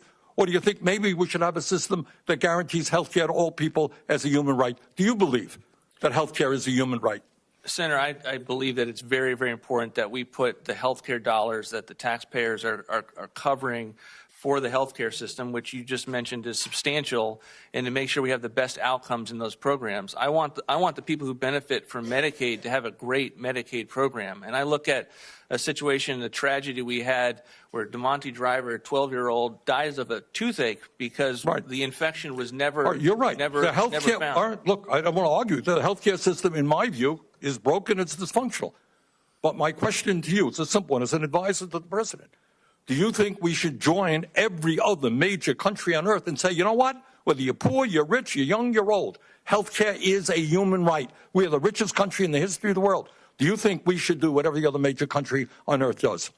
Senator, I think it's important to provide legitimate, evidence-based outcomes for people within the healthcare system, and to make sure that we tailor all of the dollars that are spent towards. But that, you didn't answer my question. That they have good Mr. healthcare. Vought, my question, fine. Question is a simple question. In America, should we do what every other major country does and say, I don't care if you're poor, you're rich, you're old, you're young, healthcare is a human right? Yes, no?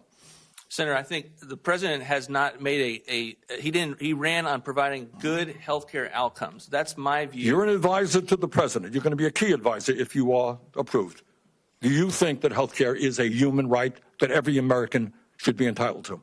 I believe the role of the Office of Management Budget Director is to take what the president has run on, the things that the president has as a policy agenda, and to turn that into policy, to implement that.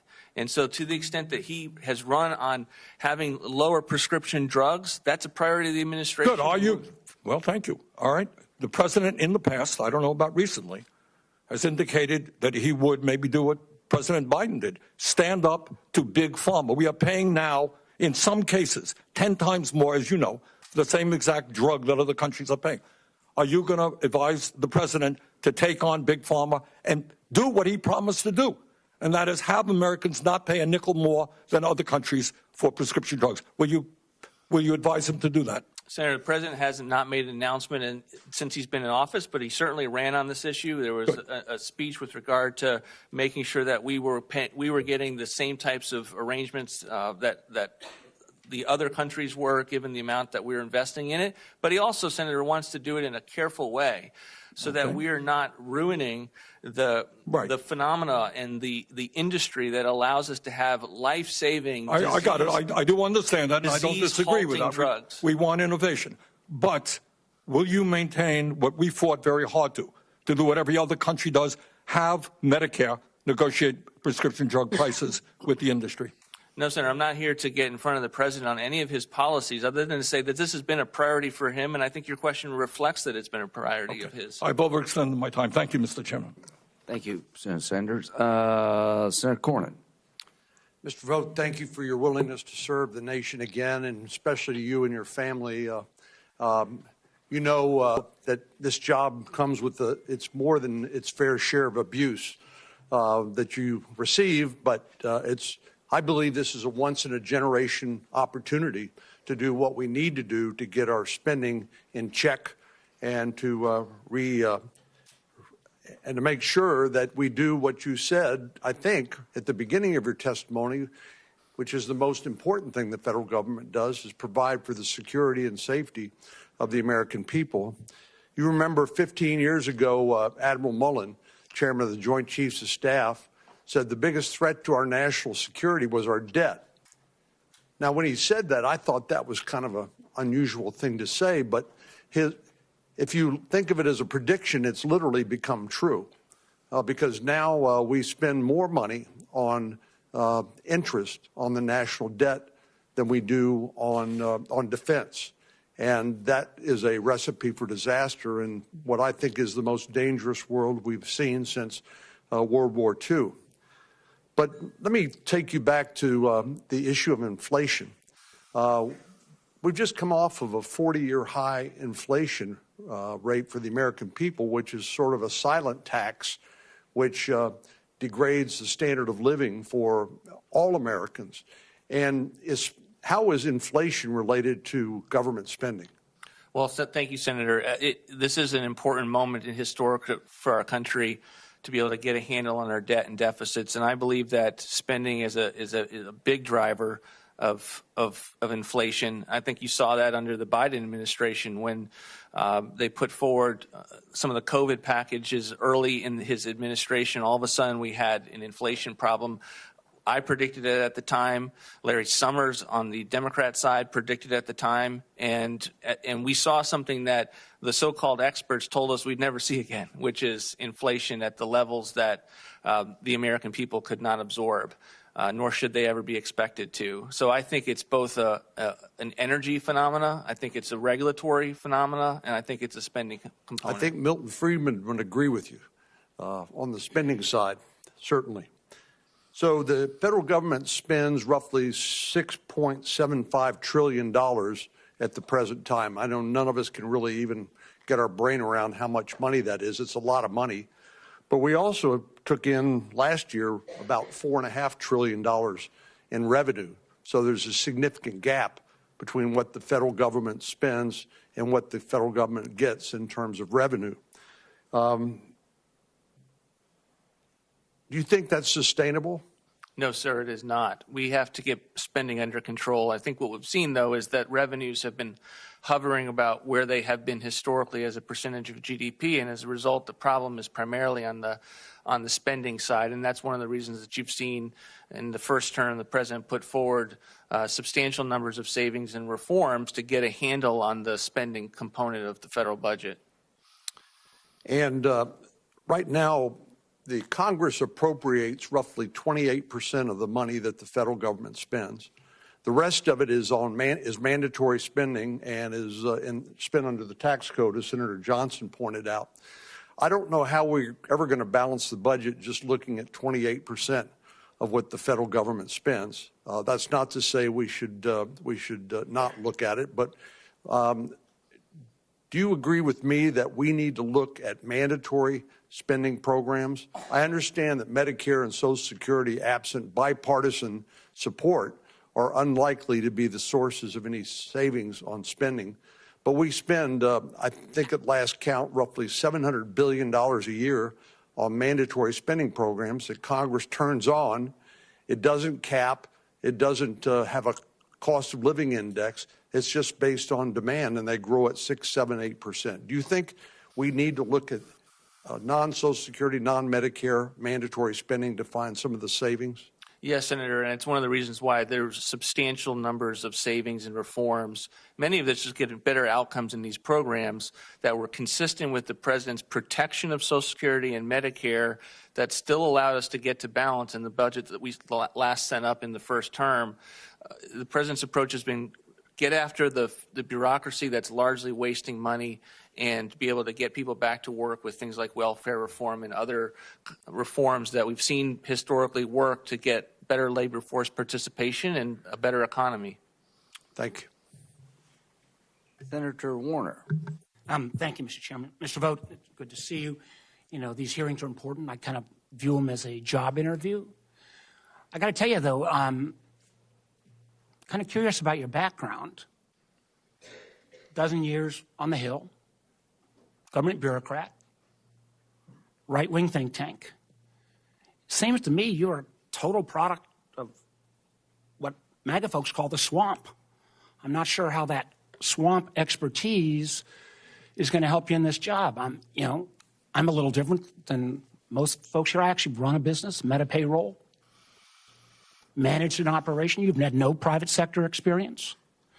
And I look then at what you've said from just the management standpoint. It seems like what you want to do is how many federal workers can you get to quit? How many federal work offices can you go out and relocate? And I got to tell you, your words, quote, we want the bureaucrats to be traumatically affected because they are increasingly viewed as villains. We want to put them in trauma.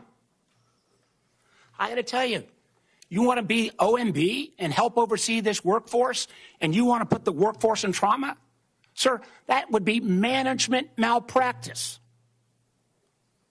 I appreciate the fact of what you've done in the past. Let's look at your record. It's an interview. 2019, you helped move the BLM out. 170% increase in vacancies at the BLM.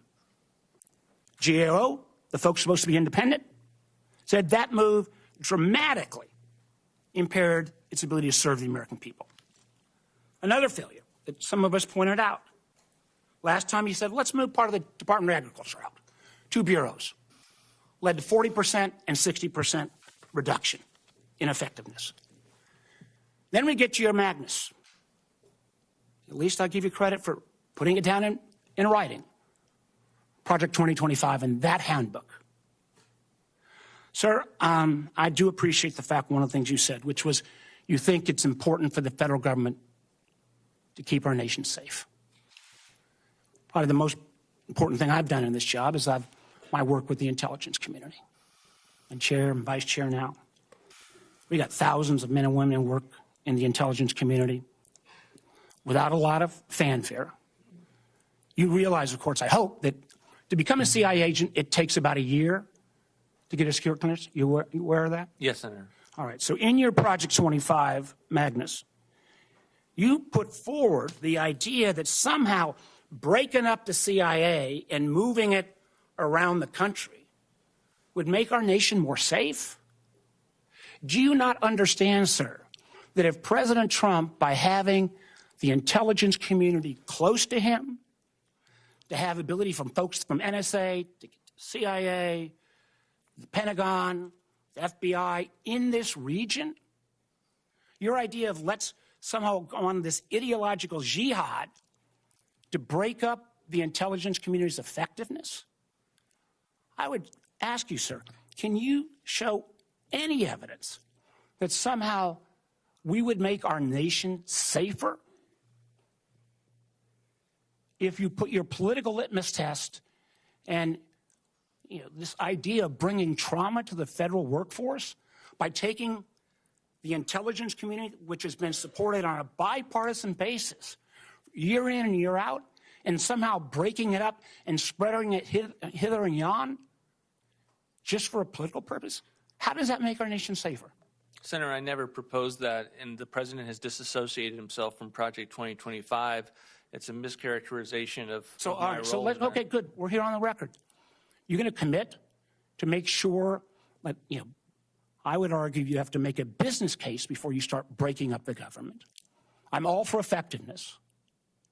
But you're going to be willing here to commit not to undermine our national intelligence community by arbitrarily trying to break them up and spread them around just because you want to blow up the federal workforce in this region?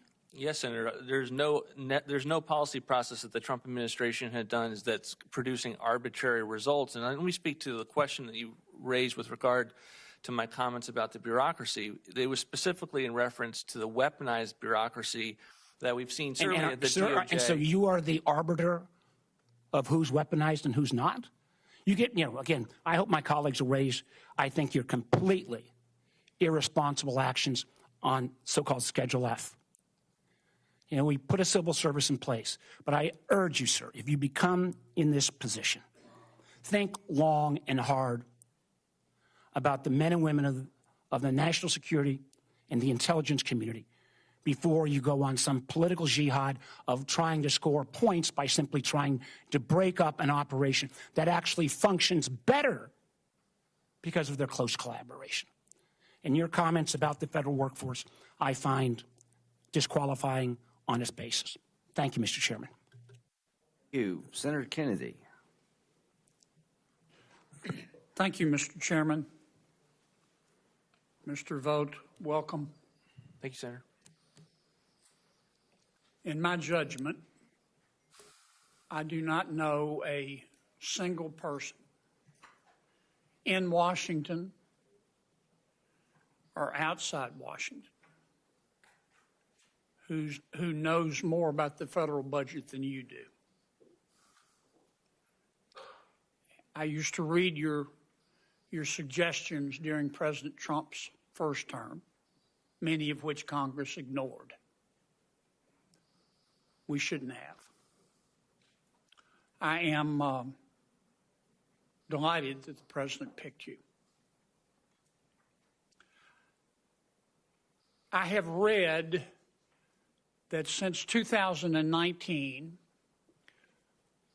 the population of America has increased 2%, and our spending has increased 55%. Under President Biden, I wish him well. If we had discovered life on Mars, he would have sent it money. Is that sustainable? Senator, it's totally unsustainable, and the problem is that you go on these trajectories that we are currently on, and you don't know when you're going to get to the point of which you have some major problems as an economy and as a country, and we know that historically. I hope you'll start with the low-hanging fruit. There's a lot. When we sent out stimulus checks to save our economy, $1.6 billion went to dead people. And the checks were cashed. Obviously fraud. OMB has estimated that in fiscal year 2023, we sent out $1.3 billion of checks to dead people, which were cashed. Obviously fraud. When you die in America, your name is sent to the Social Security Administration. As you know, you become part of the master death file. Senator Carper and I discovered that Social Security would not share that information with any other department of government. So we passed a bill saying you have to share it with Treasury and other people who write checks, so we'll stop paying dead people. Duh. We got pushback, believe it or not, on the bill. We had to agree to a trial period, and that trial period ends in 2026. Will you help us make that program permanent so we can stop paying dead people? Yes, Senator. Now, you served in Washington for years. You're going to be challenging the status quo. You're going to be called crazy. Many people also called Noah crazy. And then the rains came. And all the fact checkers died. You have to persevere. Now, I'm not asking you to get ahead of President Trump. But if you were king for a day, tell me how you would save money in the federal budget without impacting the American people. Thank you, Senator. I think it's the strategy that we had in the first term, which is to go really and take a very close look at the agencies that are spending and wasting money, and I believe weaponized at times against the American people. When they put a 77-year-old Navy veteran in jail, Joe Robertson, for 18 months for building 4 ponds on his ranch to be prepared for wildfires, that's the EPA. I think we have to look at that, and we have to look at the agencies that Congress has a vote on every single year through the appropriations process. And then I think we need to go after the mandatory programs that Senator Cornyn mentioned that are keeping people out of the workforce because they have become not just a social safety net, but they have become a benefit hammock, and increasingly so in the aftermath of COVID, as many of these policies were impacting people's decisions to go back into the workforce. And I believe, and because we produce budgets along these lines, you can get sizable levels of savings and reforms that can lead to a balanced budget and get us back headed in a fiscal trajectory, not only that we would all be proud of, but we could say this is going to keep us from fiscal ruin. My time's expired. Ella Porter, do you have anything you'd like to add? Okay, now's your shot. Thank you, Mr. Vought, for your time. Thank you. Congratulations. Good call there, young lady. So apparently we're going to Mars, and I'm going to reserve whether or not I want to help them. Maybe we do if we find them up there. So anyway, as to dead people, I don't want to give them checks, or they shouldn't vote either. So, Senator King. Thank you, Mr. Chair. Congratulations on the nomination, Mr. Vought. I want to go back to the comment that Senator Warner read to you. There's 140,000 federal employees in Virginia. And you gave a speech that got a lot of attention when you said, we want bureaucrats to be traumatically affected. When they wake up in the morning, we want them to not want to go to work because they are increasingly viewed as the villains. Now, I pay attention to the way people say things because there's a million ways you can make a point. And the way you choose to make a point tells you something about the person. There's a wonderful, since I had an Old Testament reference over there, I'll go to a New Testament one, Luke 6:45. From the fullness of the heart, the mouth speaks. We want people to be traumatized. We want people to be traumatized. I've heard a million people in this room give speeches about we want to cut the budget, we want to reduce federal spending, want to deal with the deficit, but I haven't heard anybody give a gleeful speech about traumatizing the federal workforce. You don't want federal air traffic controllers going to the airport traumatized, do you, Mr. Vought?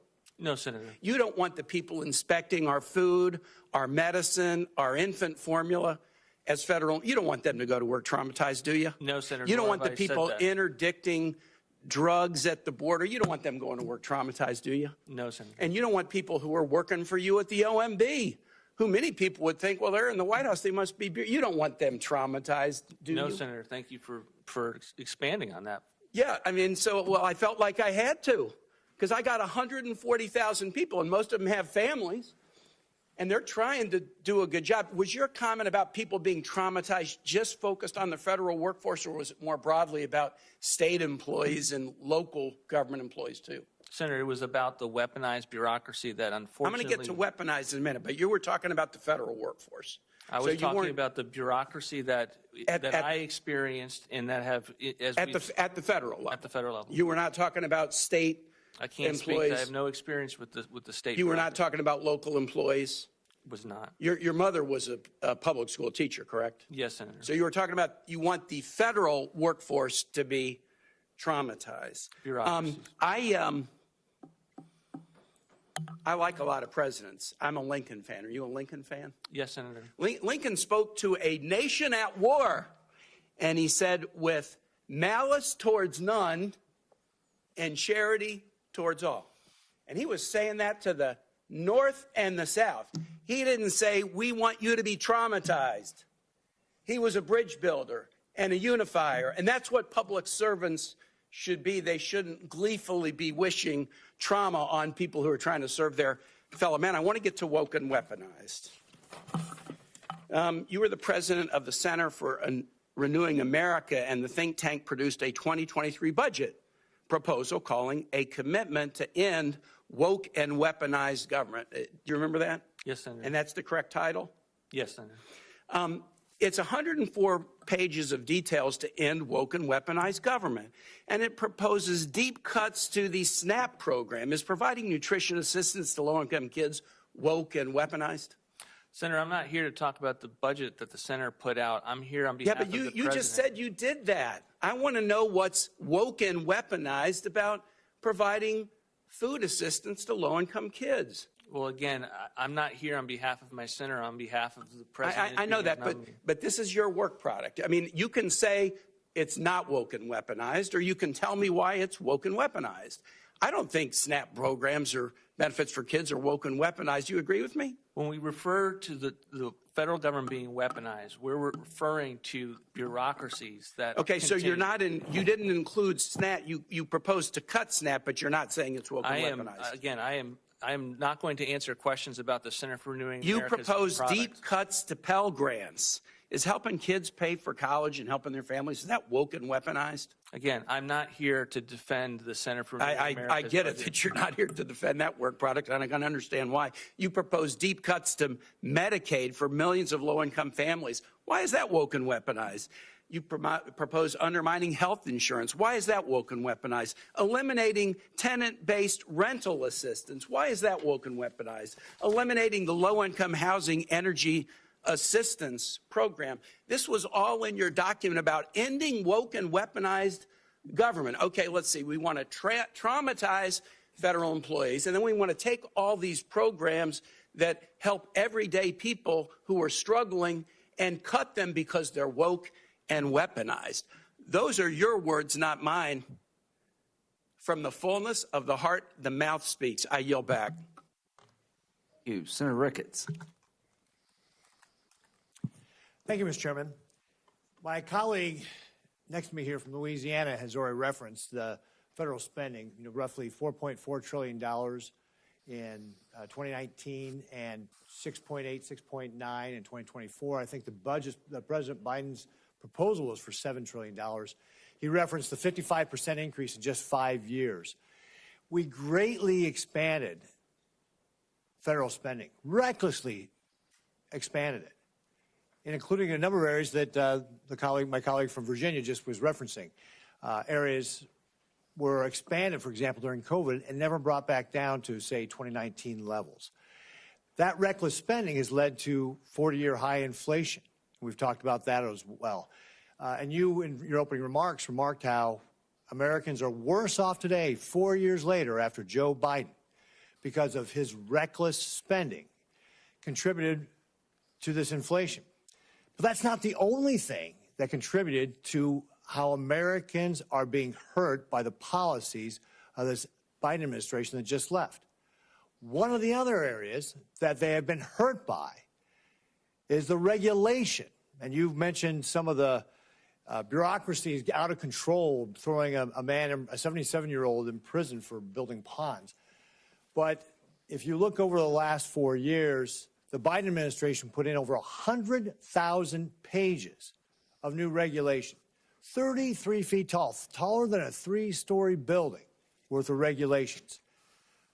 One study said it was adding $3,300 to the cost of every American household. This kind of like hidden costs that we see on American households is also one of the reasons why Americans are worse off today than they were 4 years ago. One of the examples of hiding some of these costs was actually in the EPA with the tailpipe regulations, also known as the EV mandate. That was a 573-page document, and there was one table on costs, one table. And so what we see from this outgoing administration is hiding the cost from the American people so that they don't understand and don't see what their government is trying to do to them, how their government is actually laying on these regulations that harm them. And that's why they feel worse off today than they did 4 years ago.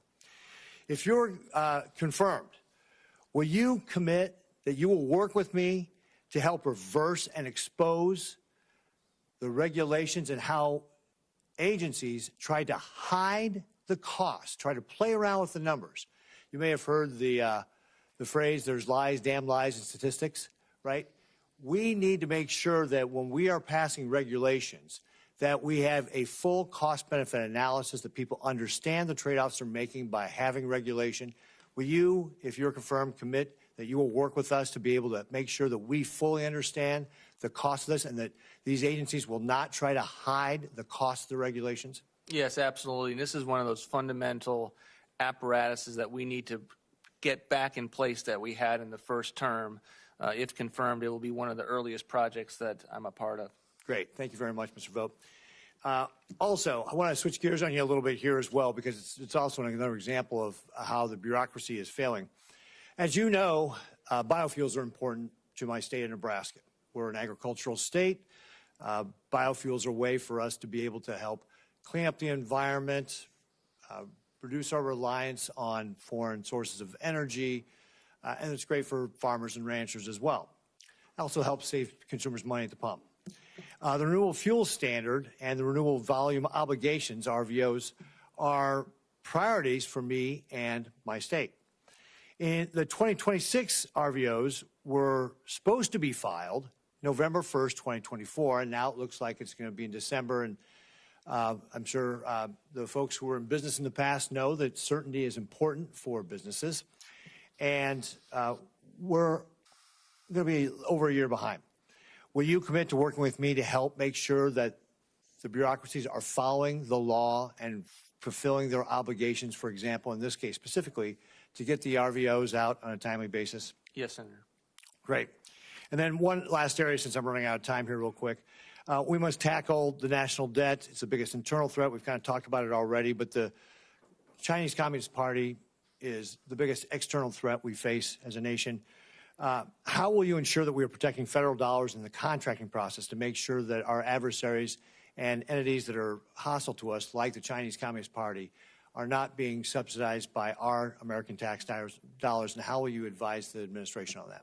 Well, it'll be a priority through our role in advising contractors and the agencies that are engaged with them. In the first term, we had a lot of work that we were doing on behalf of the laws that were passed to make sure that Huawei was not a part of getting taxpayer contracts, and that will be a trend that we will continue, and we'll be working with you on any new laws that are put forward and looking closely at the statutes that are already in place.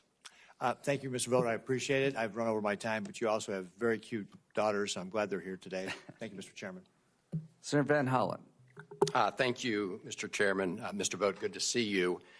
Look, we're just a few days into the Trump administration and already seen a huge gap between what candidate Trump ran on, which was helping working men and women in this country, and what he's actually focused on, including recently pardoning people who had been convicted of assaulting and bludgeoning police officers, including an executive order that stops ongoing initiatives to reduce the costs of prescription drugs, including, as we've heard today, a renewal of a tax plan that disproportionately benefited the very wealthy and the biggest corporations at the expense of other Americans.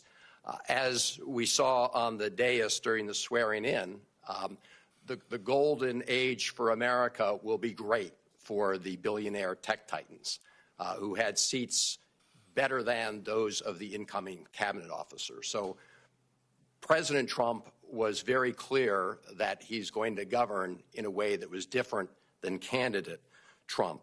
You're going to play a very instrumental role in this administration if confirmed, and I believe that the best way to sort of judge or guess what the future looks like in terms of your conduct is to look at the past. And in December 2019, I wrote to the GAO asking them if OMB, you, the previous Trump administration, had violated the Impoundment Control Act by withholding funds from Ukraine.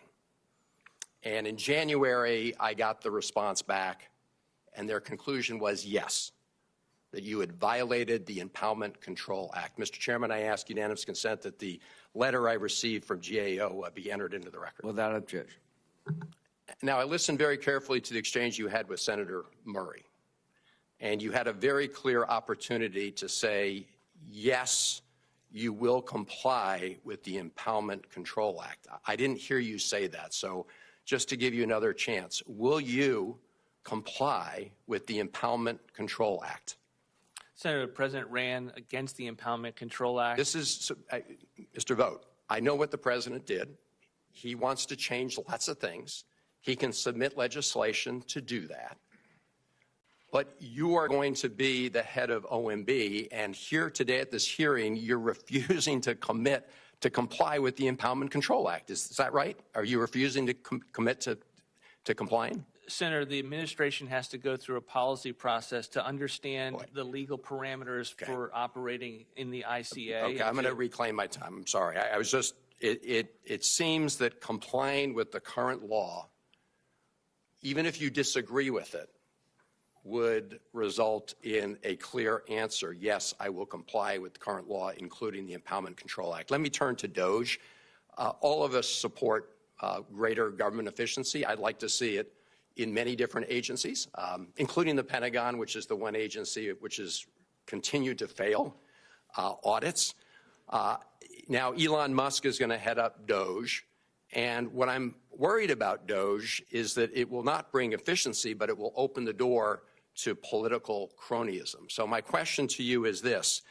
Will Elon Musk and the other folks at DOGE, will they be required to recuse themselves from recommending changes to programs in which they are huge beneficiaries? Because I think, as you know, Elon Musk has lots of interests in government actions and government contracts. So will those members have to recuse themselves from putting forth proposals in areas where they have a clear conflict of interest? Senator, this administration has the highest ethical standards, and anyone who's a federal employee will be going through the recusal process and the ethics process that is expected and required for all employees of the federal government. So they will be. Good. Now, I just want to pick up on the quote that Senator Kaine, Senator Warner mentioned about traumatically inflicting, trauma on federal employees.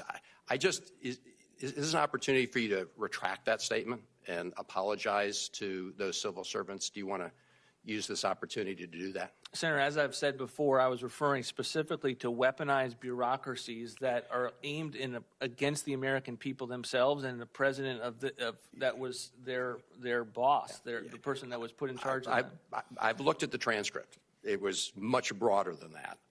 It wasn't just focused on those individuals. I will say on Schedule F, and this is my last question, because there are lots of concerns that this will be used to convert a merit-based civil service, which we have today, into one based on political cronyism. So if you were successful at going through with Schedule F and you decided to fire an individual, would they continue to have the due process rights that merit-based civil servants have? Senator, Schedule F is not a tool to fire individuals. It is something that is so that the president gets people who are policy-based, confidential staffers that are still merit, are still career, they are still in Mr. Vought, I'm sorry, but my question was, if you choose to fire somebody, are you firing them at will, or will they have the due process rights that currently apply to merit-based civil servants to avoid having them fired for political reasons? Senator, Schedule F is a different classification. It is meant to ensure that the administration, the president, has people who are working for him that are actually going to do the policies that he ran on, that he's articulating. We think that's an important fundamental principle, and it does not mean that we have any intent to use that to fire career civil servants. I worked with them. I value the work that they do. I hope that the same people there that was working for, I had one person that was there from Jimmy Carter. I actually had a person there from LBJ. I love the fact that the career individuals from OMB bring with them that expertise to be able to advise us on our policies. It is not a desire to just fire anyone that has that classification. I understand, but Mr. Chairman, let the record show. I asked simply whether those individuals, when they're fired, would have any due process rights as they currently have in the merit-based civil service. And the answer, I was not given an answer. Well, as I understood it, you're not firing anybody. You're just saying if you're going to be in this job, you need to be like moving the direction the president's going. But if you do fire somebody, yeah. But if you do fire someone in one of these jobs, then does that person have any due process rights? I just don't think there's a right to a particular job in the government is what we're all saying. No, the question is a right to due process and not being fired for political reasons. Senator Marino. Thank you, Chairman. Thank you, Mr. Vought. You have two shots. I have two interviews with me, so that you had double bonus here. So you did a great job in the Homeland Security Committee. Appreciate your transparency, your answers. And I'll start where I ended in that session, which is thank you. Thank you for your willingness to serve. Thank you for your willingness to put yourself through this process. And thank you for the great thought and intellect that you're going to bring to this job. Since this is a meeting where we should be questioning you and not just giving you opinions that you respond to, if it's okay, we'll give you some quick 10 questions. Is that okay? Sure. So there's been a lot of comments, especially from the ranking member, about betraying working Americans. So let me ask you a question. When the government forgives the debt of people who took out a loan for college debt, does that help working Americans like my technicians, my sales consultants, my receptionists, my drivers, my car wash guys who didn't go to college? Does it help them when student debt is illegally forgiven? It doesn't. When you have insane government spending that unleashes generationally high inflation, that makes going to Taco Bell a luxury, does that help working class Americans? It doesn't. When you spend hundreds of billions of dollars to fight endless wars in foreign countries that most Americans don't even know where they are, does that help working Americans? No. When you have policies that all of them voted for, every single one of them voted for electric vehicle subsidies, so that when I had a Rolls-Royce dealership, a customer could come in and lease a $515,000 Rolls-Royce Spectre, that's a fully electric Rolls-Royce, and get a check for $7,500 from the U.S. government. Does that help working class Americans? No. And again, I just put on the record that every single one of my colleagues on the Democrat side voted for just such a subsidy. When you house illegals in this country, people who are not invited here like I was, like my family was, when you house them in luxury hotels at a cost of $6,000 per month per room, does that help working class Americans? No. When you give health care to those very illegals, when Americans don't have the health care that they need, does that help working class Americans? No. When you provide food to illegals, and in some cases, when they don't like the food, you give them $1,000 prepaid credit cards, does that help working class American citizens? No, sir. When you give sex change operations to illegals, does that help working class Americans? No. When you offer DEI courses, and instead of being promoted based on merit, and rather you have this insane move to DEI, does that help working class Americans? No. And when you fly immigrants from foreign countries to the United States on private jets, does that help working class Americans? No. So, last question for you. You can answer it however you'd like, Mr. Vought. Why do you think hourly wages for working class Americans declined under the policies of Joe Biden and Democrat control of Congress?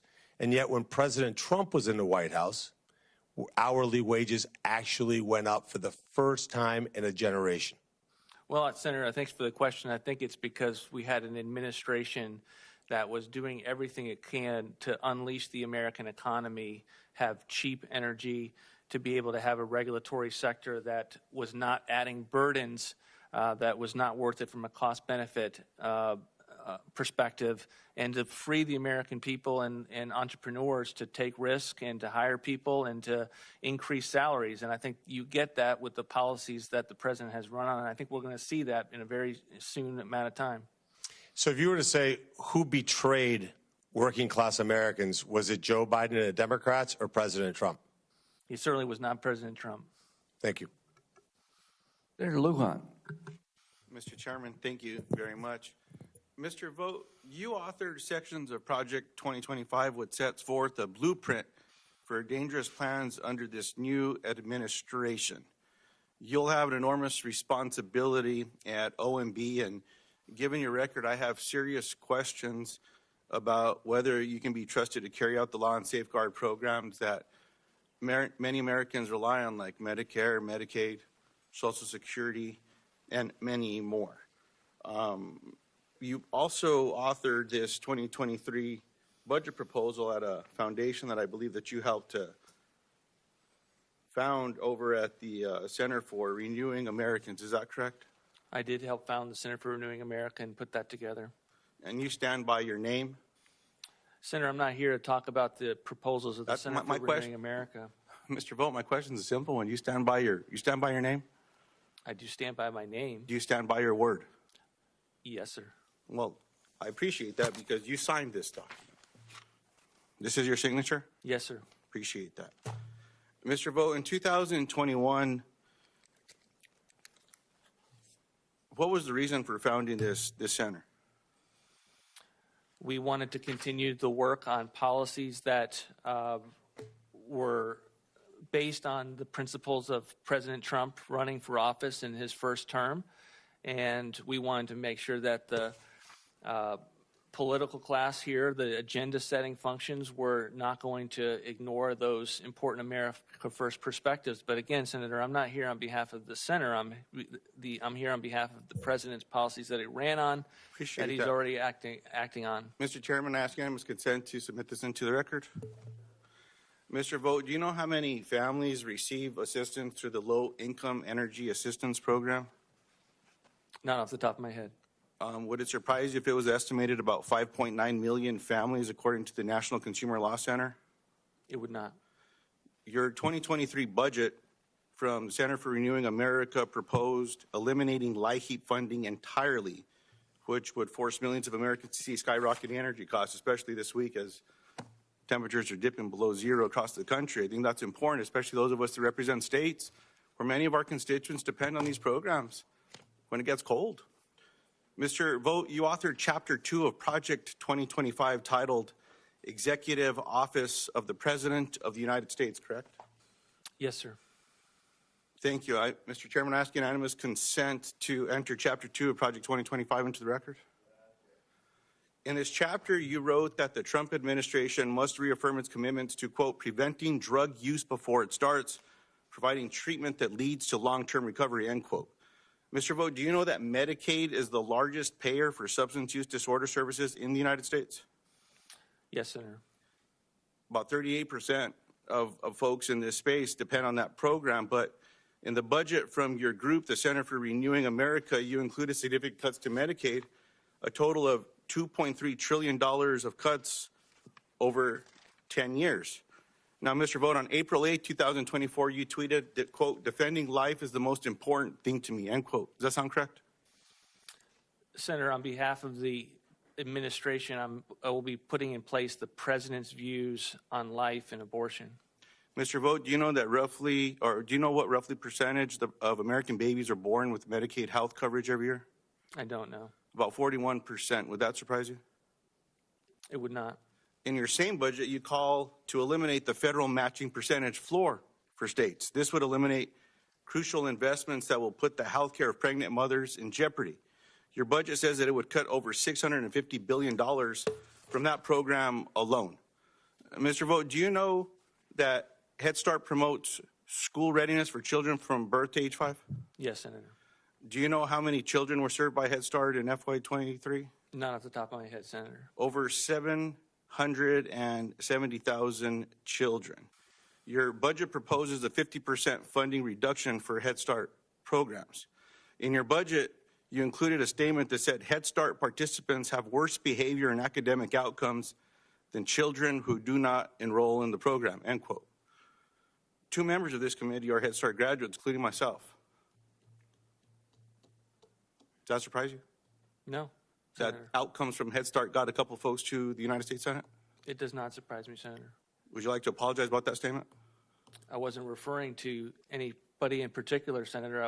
We were looking at the program, the reforms that were a part of that proposal, and that proposal is not an administration document, and I'm not here to defend it. I appreciate it. Mr. Chairman, could I add to the record a document from the National Head Start Alliance that cites over 30 studies that find the advantage for Head Start kids? Absolutely. And Mr. Chairman, just one last question on Native American programs around safety. Mr. Vought, I assume that you support making American communities safer? Yes, sir. Does this include Native American communities surrounding rural, local, and border towns? Yes, sir. Do you plan to defund BIA and tribal police again as you did under your first tenure in OMB? Senator, we haven't begun the budget process. I'm not confirmed and won't be able to comment on what a future budget where we don't have a fiscal goal that the president has agreed to would look like at this point. You're not willing to say no today? I'm not willing to comment on any programs that have not been articulated as part of a budget process that has not Appreciate been that. done. Mr. Chairman, I just hope that in this case, when we talk about border security, safety in our communities, bipartisanly we've worked on several of these committees to improve law and order, support for the Bureau of Indian Affairs with Native American police officers, things of that nature. This is an area where there's bipartisan support to protect these programs, and I hope that we can continue to do that. I yield. Thank you very much. Senator Scott. Mr. Vought, congratulations.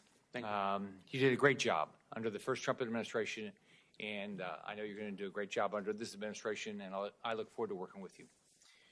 We've seen the bloating of the federal government under the Biden administration. In the last 4 years, he's added $8 trillion to the national debt, increased our federal spending by 53%, while our population growth was 2. We can't continue down this path of spending way above pre-pandemic levels. And with the past 4 years of Joe Biden, there hasn't been any serious discussion on planning how to control spending or reduce our $36 trillion of debt. In the last, I mean, it's just crazy where the debt is. Can you talk about this existential threat to our economy and what we are leaving to our children if we don't address it? Well, we're currently leaving them a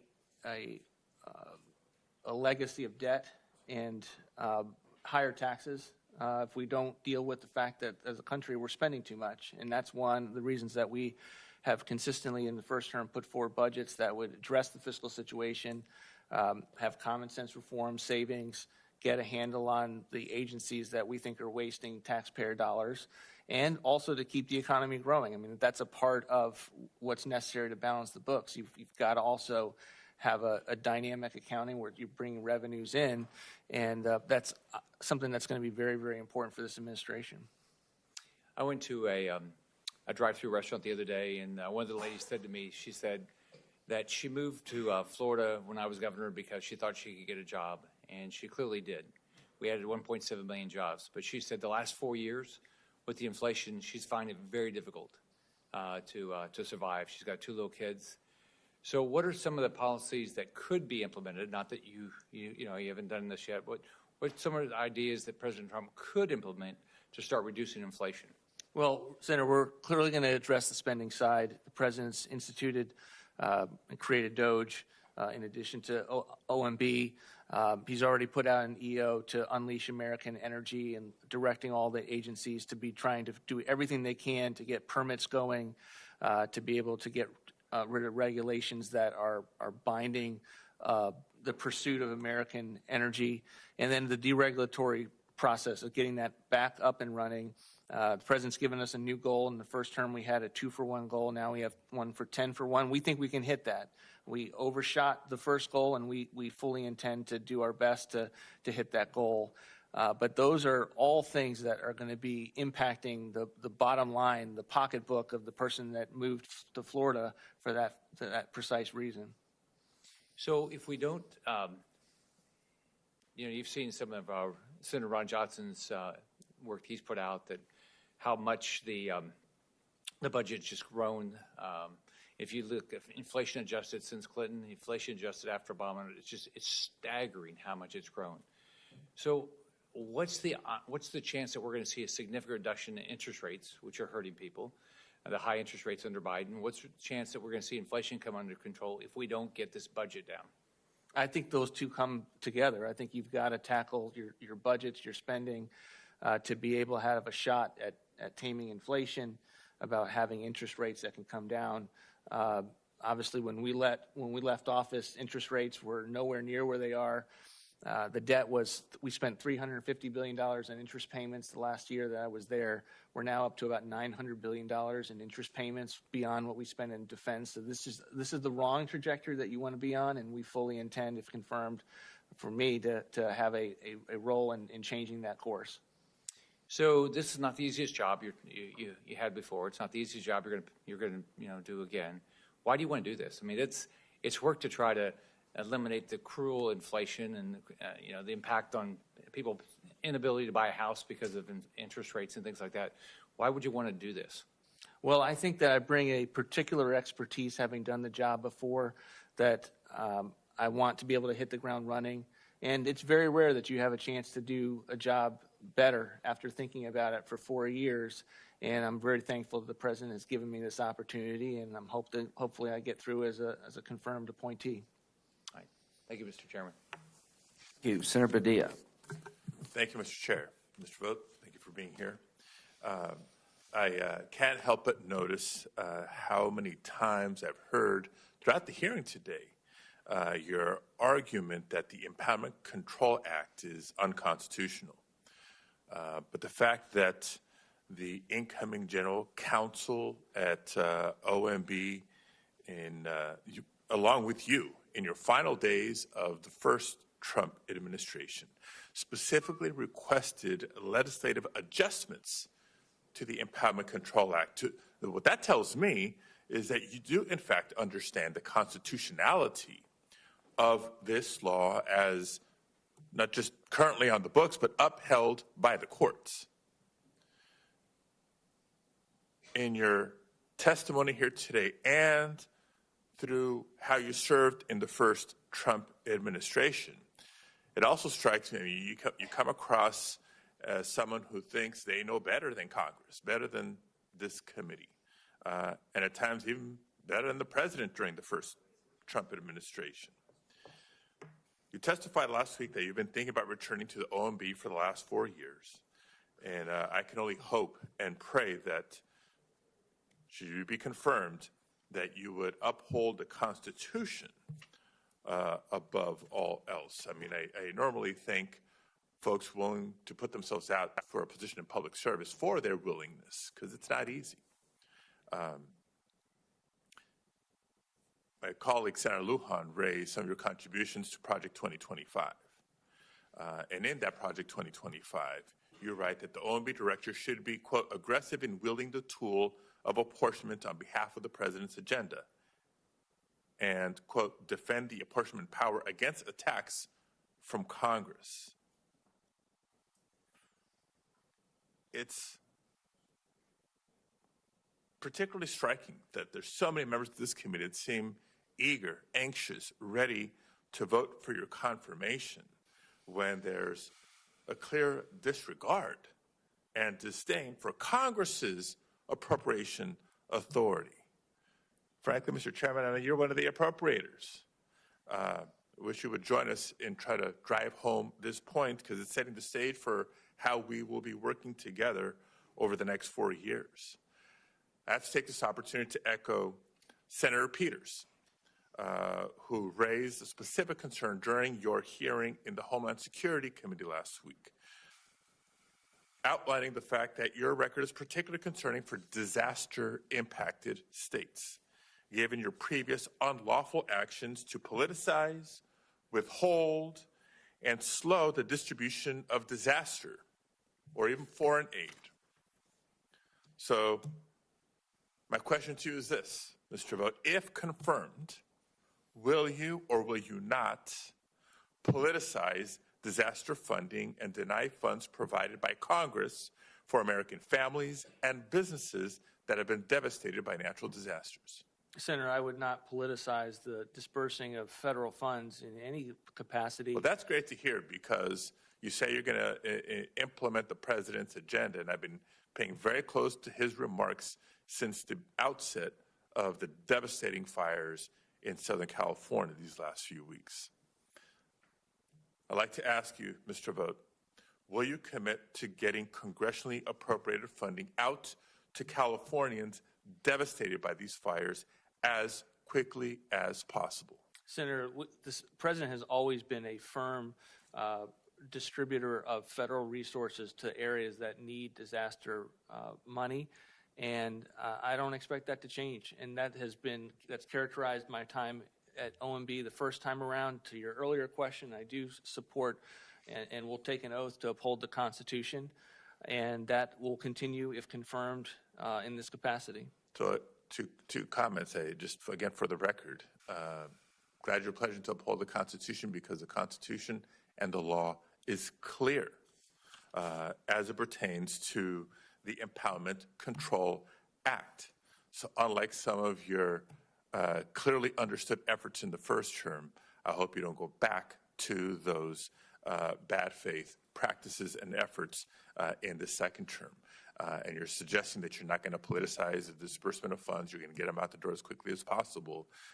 Again, I would appreciate you living up to that commitment that you stated here today, because I continue to hear comments from President Trump, from leaders in Republican leaders in Congress on both sides of the Capitol about attaching disaster funding to a debt limit vote, or attaching disaster funding to some other element of the new administration's agenda, whether it's tax breaks for billionaires, whether it's some unrelated issue in Northern California as it pertains to federal land management or anything else. So thank you for your comments on the record. I look forward to holding you to them. Thank you. Senator Marshall. All right. Thank you, Mr. Chairman.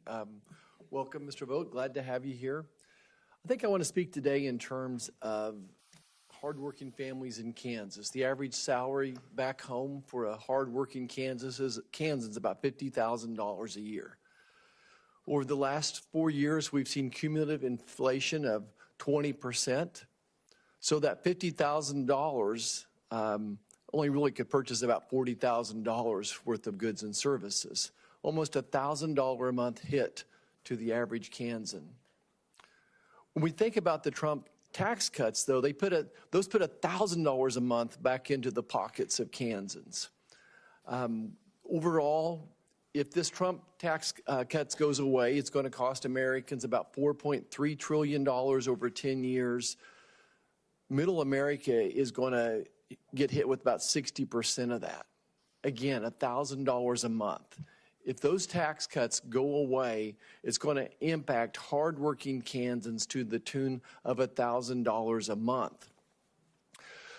I just want you to comment just a second on how big of a priority getting these tax cuts made actually permanent would be, and how it would impact our economy and those hardworking Kansans back home.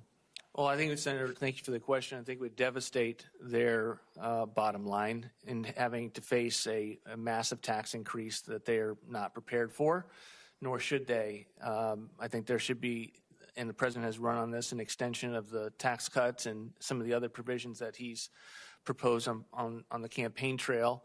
And we've got to go after the spending. We've got to go after ensuring that we are producing as much American energy as we possibly can. And we've got to get beyond the regulatory burden that we've put on the American people. And I think those are all policies that you'll see, if confirmed, me prioritize in this role. Let's talk a little bit about budgeting. Folks back home, they're expected to balance their checkbooks, pay off their credit card debt. Unfortunately, they're seeing their credit cards are maxed out. It's tough times, no doubt about it. But Congress seems to not care about a budget. If Congress would go to a zero-based budgeting reform, working with your office, what could be the impact of that? And I mean zero-based budgeting, even grants. We make grants on their 5-year terms typically, but if we would just start looking at those grants, especially the ones that are going out of the country, what impact would zero-based budgeting have for getting towards a balanced budget? Well, I think the concepts of zero-based budgeting is that you get a sense of what are the things that you haven't taken a look at in a long time, and starting from the ground up. And it doesn't mean you're not going to fund that. Just it means that you're taking an approach to looking at each agency spend and where the big dollars are coming from. And I think every family does that in America. They look at what's the amount that they are going to bring in from a paycheck, and then they look at their spending and they say, what are the big pockets of discretionary funding that they could do without? And that's what I think that budgeting is about. And I think it's important not to lose that level of common sense that comes from a family balancing their own books. Okay. I think just give you a little time here to just discuss inflation in general. You made the comment earlier that federal borrowing causes inflation, and that's pretty intuitive to some of us, but I think you just want you to take that just a little bit and explain to, again, those folks back home. When the federal government is borrowing money, spending more than they have, how does that lead to inflation? Well, you certainly have more money in the system that's coming from federal dollars that are providing competition and the ability to have prices go up as a result of that. And then you add the component to which who's buying much of that debt. Much of that debt is being bought by the Federal Reserve that is printing money to buy that debt And then that, putting of that course, into the economy. And of course, that's going to impact interest rates as well. So one of the goals would be to get interest rates down. What's it going to take for interest rates to meaningfully come down, not just because of what the Fed's doing? Well, it's going to require us to get a handle on our spending to begin to have deficits that are much more manageable. Thank you, Chairman. I yield back. Senator Whitehouse. Chairman, and welcome to the seat recently occupied by myself. I'm delighted to see you there and look forward to working with you. Me too. Mr. Vought, the backdrop to the conversation we're having here is indicated by this graph, which shows from 1980 to 2020 how income has grown in the United States. The bottom line, showing essentially no income growth, is the bottom 20% of income earners. And as you can see, their household income has stayed essentially flat. The second line up, this lower one, is how the top 1% of income earners have done.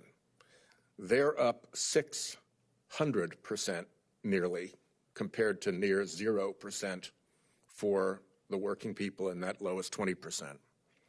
And if you look at the topmost line, that's up more than 800%, that's the top 0.01%. What worries me as we go into this effort is that what we're trying to produce is a golden age for fat cats, billionaires, and polluters that is going to make this discrepancy worse and worse and worse. And it is in that context that I would like to ask you some questions about these executive orders. President Trump fired off 26 executive orders, I believe, his first day. Are you familiar with them? I'm getting familiar with them, Senator. I've been trying to stay abreast to them and read them. I haven't read through all of them, but I'm aware that he has been very active, and I've been reading a number of them. Did you have any role in preparing any of them? Senator, that's part of the deliberative process that the transition goes through, and I'm not going to invade that deliberative process. Wait. Hold. Can I have a point of order here and stop the clock? I was the chairman, you can put that down now, for a Congress in which we had, I think, over 40 hearings. And in those hearings, never once did I tell a Republican colleague what questions they could or could not ask. Those are kind of not my business. And we had some pretty out there questions, I will tell you. And we certainly never had a witness tell senators what questions they could and could not ask.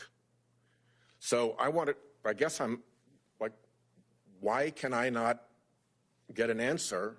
Is there some new rule in this committee as to where these executive orders came from? That's perfectly, to me, legitimate congressional oversight. And over, this witness has told us what questions he will answer. But the oath he took was to tell the truth, the whole truth, and nothing but the truth in response to our questions. So if there's some new limitation about what question I can answer, I would like to understand that. If not, I'd like to have the chair tell the witness to answer my questions. Well, as I understand it, there's no attorney-client privilege here, right? Or you're not claiming an attorney-client? I'm not claiming a privilege, Senator. Okay, yeah, well, you're not part of the administration. Generally speaking, I guess the question is, Did you advise on executive orders and which ones? Is that the question? Yeah. Can you kind of tell us that, please, if you could? Senator, I was not a member of the transition. I was not a member of the president's campaign. Do you have knowledge of where the executive orders were drafted? I don't have a comprehensive knowledge of where the executive orders Do you were have drafted. any knowledge of where the executive orders were drafted? Do you know, for instance, if some of them came out of language from the Center for Renewing America, or some of them came out of Project 2025, or some of them came out of the Heritage Institute, or some of them came out of the American Petroleum Institute? Do you know an answer to those questions? I can't imagine they came from Project 2025. The president disassociated himself repeatedly from that. But no, I can't give you a comprehensive answer with regard to where the executive orders were compiled. My assumption is that they were compiled within the transition. Well, we will see, because I think there's every reason to believe that they came from special interests and lobbyists, and we'll pursue that. Let me ask you about a letter that you wrote some time ago on Center for Renewing America letterhead to the Judicial Conference. I think it's the only letter that you ever wrote to the Judicial Conference. It was dated December 18th, 2023, and it goes into a certain amount of detail about the Ethics in Government Act and about Justice Jackson's financial disclosure forms. Did you do the research for this letter into the Ethics in Government Act and into the judicial financial disclosure forms personally? Senator, our center did the research on that. And who in your center did the research on that? Our center did the research on that, and I can't speak to who did the work specifically on it. You don't know? No, I didn't say that, Senator. I said it's not. Why can't you speak to that? There's no privilege about that. No, but a think tank is a public policy organization that has a decision to note who does the work on something and who doesn't do the work on it. And I stand by that letter. I haven't read it in some time. I'm happy to look at it. But I am aware that we sent it, that I signed it. Did Mr. Paletta, who is here, have a role in preparing this letter? He's a member of the Center for Renewing America, but I'm not going to speak beyond that. Here we go again, Mr. Chairman. I'm not going to speak. I'm not going to answer questions. My He time is said up. he stands by the letter. It's his letter. I don't That's care not the question. Yeah, well, he just said That's not the question. My time is up. All right, thanks. Senator Lee. Thanks so much for being here, Mr. Vought, and for your willingness to serve. The administrative state has been crushing the American economy and American innovation. It's also something that operates in a manner that's fundamentally contrary to the structure and intent of the U.S. Constitution. Article 1, Sections 1 and 7 make clear that only Congress may enact federal law. In Article 1, Section 7 in particular, it makes clear that you cannot make a federal law unless you follow the formula. And the formula involves bicameral passage of a single bill, a single item, legislative text, in both houses, followed by submission to the president for signature, veto, or acquiescence. Unless you follow that model, you cannot, under the Constitution, make a federal law. For the last 80 or 90 years, Congress has been veering off course in that direction, and tragically, the courts have been at least inconsistent, or you might say largely absent, in enforcing these restrictions. Nonetheless, it's important that we arrest the problem, because the problem is arresting Americans, in some cases very literally, and not just metaphorically. It's estimated that in 2024 alone, executive branch bureaucrats in the Biden administration promulgated federal regulations that added $1.5 trillion in regulatory compliance costs just during that narrow time period.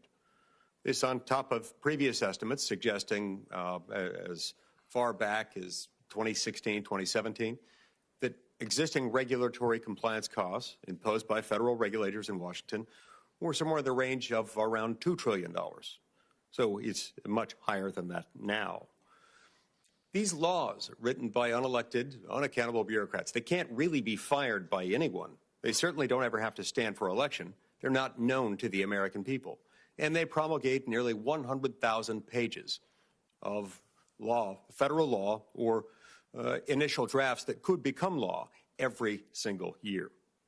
A simple solution to that would involve passage of a bill called the REINS Act. The REINS Act stands for Regulations from the Executive in Need of Scrutiny, would require that all federal regulations, before they may be enforced as federal law, if they qualify as major rules imposing affirmative legal obligations on the public, would have to be subjected to the bicameralism and presentment standard imposed by Article 1, Section 7. Mr. Vought, what are your views on the REINS Act, and will you and the Trump administration work with Congress to enact reforms like these?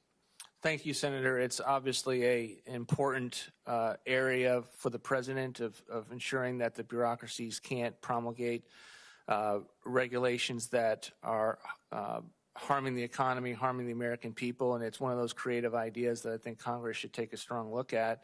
And the administration certainly supports the thrust of the direction of the legislation. Now, there are those who argue that a significant amount of reform to federal regulations and to the process itself could be carried out through the executive branch itself acting alone.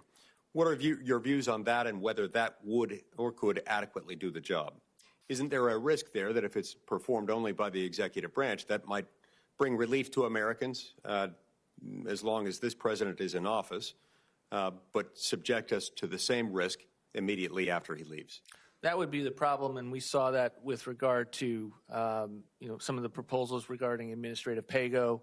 When you give the administration or whoever the OMB director is the ability to execute this outside of statute, then you've got a situation where you can minimize costs and maximize benefits and potentially escape the process that Congress has intended. I've recently reintroduced a bill in this Congress that I introduced last year. It's a bill called the America First Act. The America First Act imposes a simple principle on American law, a simple principle that most Americans agree with, which is that welfare benefits provided by the federal government should be available to Americans and not to those who are not Americans, especially those who are here unlawfully. It would ensure specifically that only U.S. citizens and lawful permanent residents could be eligible to receive benefits under programs like Medicaid, SNAP, housing, education, some tax benefit programs, and a handful of other government benefits. These are things that impose significant costs on the American economy. They're draining resources meant to benefit Americans and not those who have come here, contrary to our laws, in order to receive them. Mr. Vought, would you commit to working with Congress to bring about reforms like these? Absolutely, Senator. That's exactly the types of reforms that the president ran on. Great. See, my time's expired. Thank you, Mayor, very much. Thank you, Chairman. Have one more. You okay? Yeah. Senator Wyden. Thank you, Mr. Chairman. Mr. Vought, let me ask you about Medicaid. As you know, I'm the ranking Democrat on the Finance Committee. I've been perplexed by your views about Medicaid over the years because Medicaid is already an incredibly efficient payer within the healthcare system. So here we have this program that helps with rest homes. It helps with workers. It helps with kids. It helps with disabled. The track record is it's efficient. Do you disagree with that? Well, Senator, thanks for the question. I think it's the extent to which Medicaid is now... Yes or no? Do you agree with the point that I'm making that Medicaid is efficient? Because I've read everything you've had to say about it. You're an influential figure. Your politics are different than mine, but I look at the merits of the arguments. And Medicaid is an efficient program that helps vulnerable people. And I want to know, do you think Medicaid is inefficient? Well, I don't know if we're using the same definition of efficiency. And I think the challenge... You use something that would suggest other than the point I'm making. Because right now, four-person spending grew less than Medicare and private insurance over the last few years. So this program that you want to clobber, that you want to reduce, is more efficient than practically a host of other things. And I want to know what your argument is for Medicaid being inefficient, which you use to justify the cuts. Well, I'm not sure I used efficiency as the reason to justify reforms to Medicaid. What I was referring to and have, particularly defending the budgets that President Trump sent up, is that the populations that you mentioned are no longer just the populations of Medicaid, but now we have able-bodied working adults that get a higher match. And that has taken away from the ability to have a focus on those specific populations, because you have states chasing the match instead of trying to focus on those that it was intended for and weed out improper payments and waste, fraud, and abuse. And we know that there is improper payments in Medicaid to a very high degree. Well, what we know is that spending grew less in all these other programs, and that the analyses that have been done by objective people is dollar for dollar.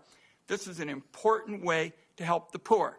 So let's start with that, and you haven't told me anything this morning that would suggest that you have a good argument that indicates you believe Medicare is inefficient, because the facts suggest otherwise, and let's leave the record open. You can send me anything you want. Let me ask you one other question, because my time is short. I think the distillation of the Trump economic program is to give tax breaks to all the people at the top, and it's going to be paid for by these kinds of cuts in efficient health care programs like Medicaid and hunger programs and the like. And I'd like to know, does that concern you at all, that we have these values that are going to help the people right at the top, at the tippy top of the top, and we're going to cut these programs like Medicaid and hunger? Are those your values? Do you think that that's something that is in line with American values? Because I think we want everybody to have a chance to get ahead. Senator, I fully support the notion that we want everyone to get ahead, and we would not characterize our economic program that way. We think it's important to give people tax cuts at all levels. The president wants to extend those tax cuts. But what about the vulnerable people who are going to get hurt in the process? Because no matter how you try to reframe this, this is an efficient program, Medicaid, that serves some of the most vulnerable people in America. It's a lifeline for them, and the people at the top are, excuse me, the people at the top are going to get the benefits. And I gather that you don't have a problem with that. And I think most Americans want a sense of fairness that you're not offering today. Senator, I hope there's a better Medicaid program, and that Medicaid is an important program for the poor, and that they get a better health care as a result of the reforms that align the incentives so that states are doing everything they can to have the best programs that they possibly can, as opposed to expanding them unnecessarily. That hurts the federal taxpayer, and honestly, I believe hurts the people that the Medicaid program was meant for. If you have a way to show that you can make Medicaid more efficient, because right now it is clearly meeting the objective tests of using federal dollars in a smart way, and do it without hurting them, and perhaps, heaven forbid, you would take some of the money that's going to go to tax breaks for people at the top to do it, I'll be all ears. But right now, what I see is a path to hurting many more vulnerable people, and instead the money is going to go to the people at the top, and I don't think that's right. Thank you, Mr. Chairman. Senator Wyden, Mr. Vought, thank you. Well done. For appearing before the committee today, your full statement will be included in the record. The hearing record will remain open until noon tomorrow for the submission of statements and questions. For the record delivered to the committee clerk, Senator Merkley and I met yesterday. We had a very good meeting. Our staffs are working together the best we can. I enjoyed our meeting, and I thought we had a good hearing today. And I'll speak later about the Impoundment Act at the markup. You know, I have concerns too, and I'll share those with you there. But thank you very much, Mr. Vought. Anything? Not? Hearing's adjourned. I'm sorry. Oh, were you? I'm sorry. So I apologize.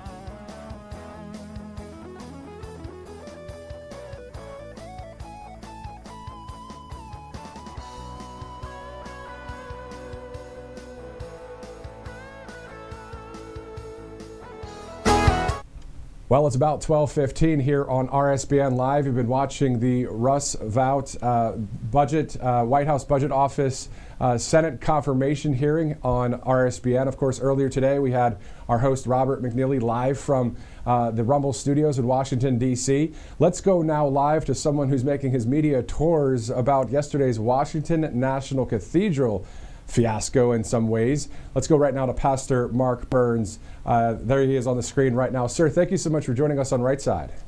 Always happy to be here, Matthew. Thank you for having me. Definitely. So let's get right to it. First, let's talk about the inauguration. You were in the rotunda in Capitol Hill the other day. What was that like to be there to see our 47th Commander-in-Chief sworn in?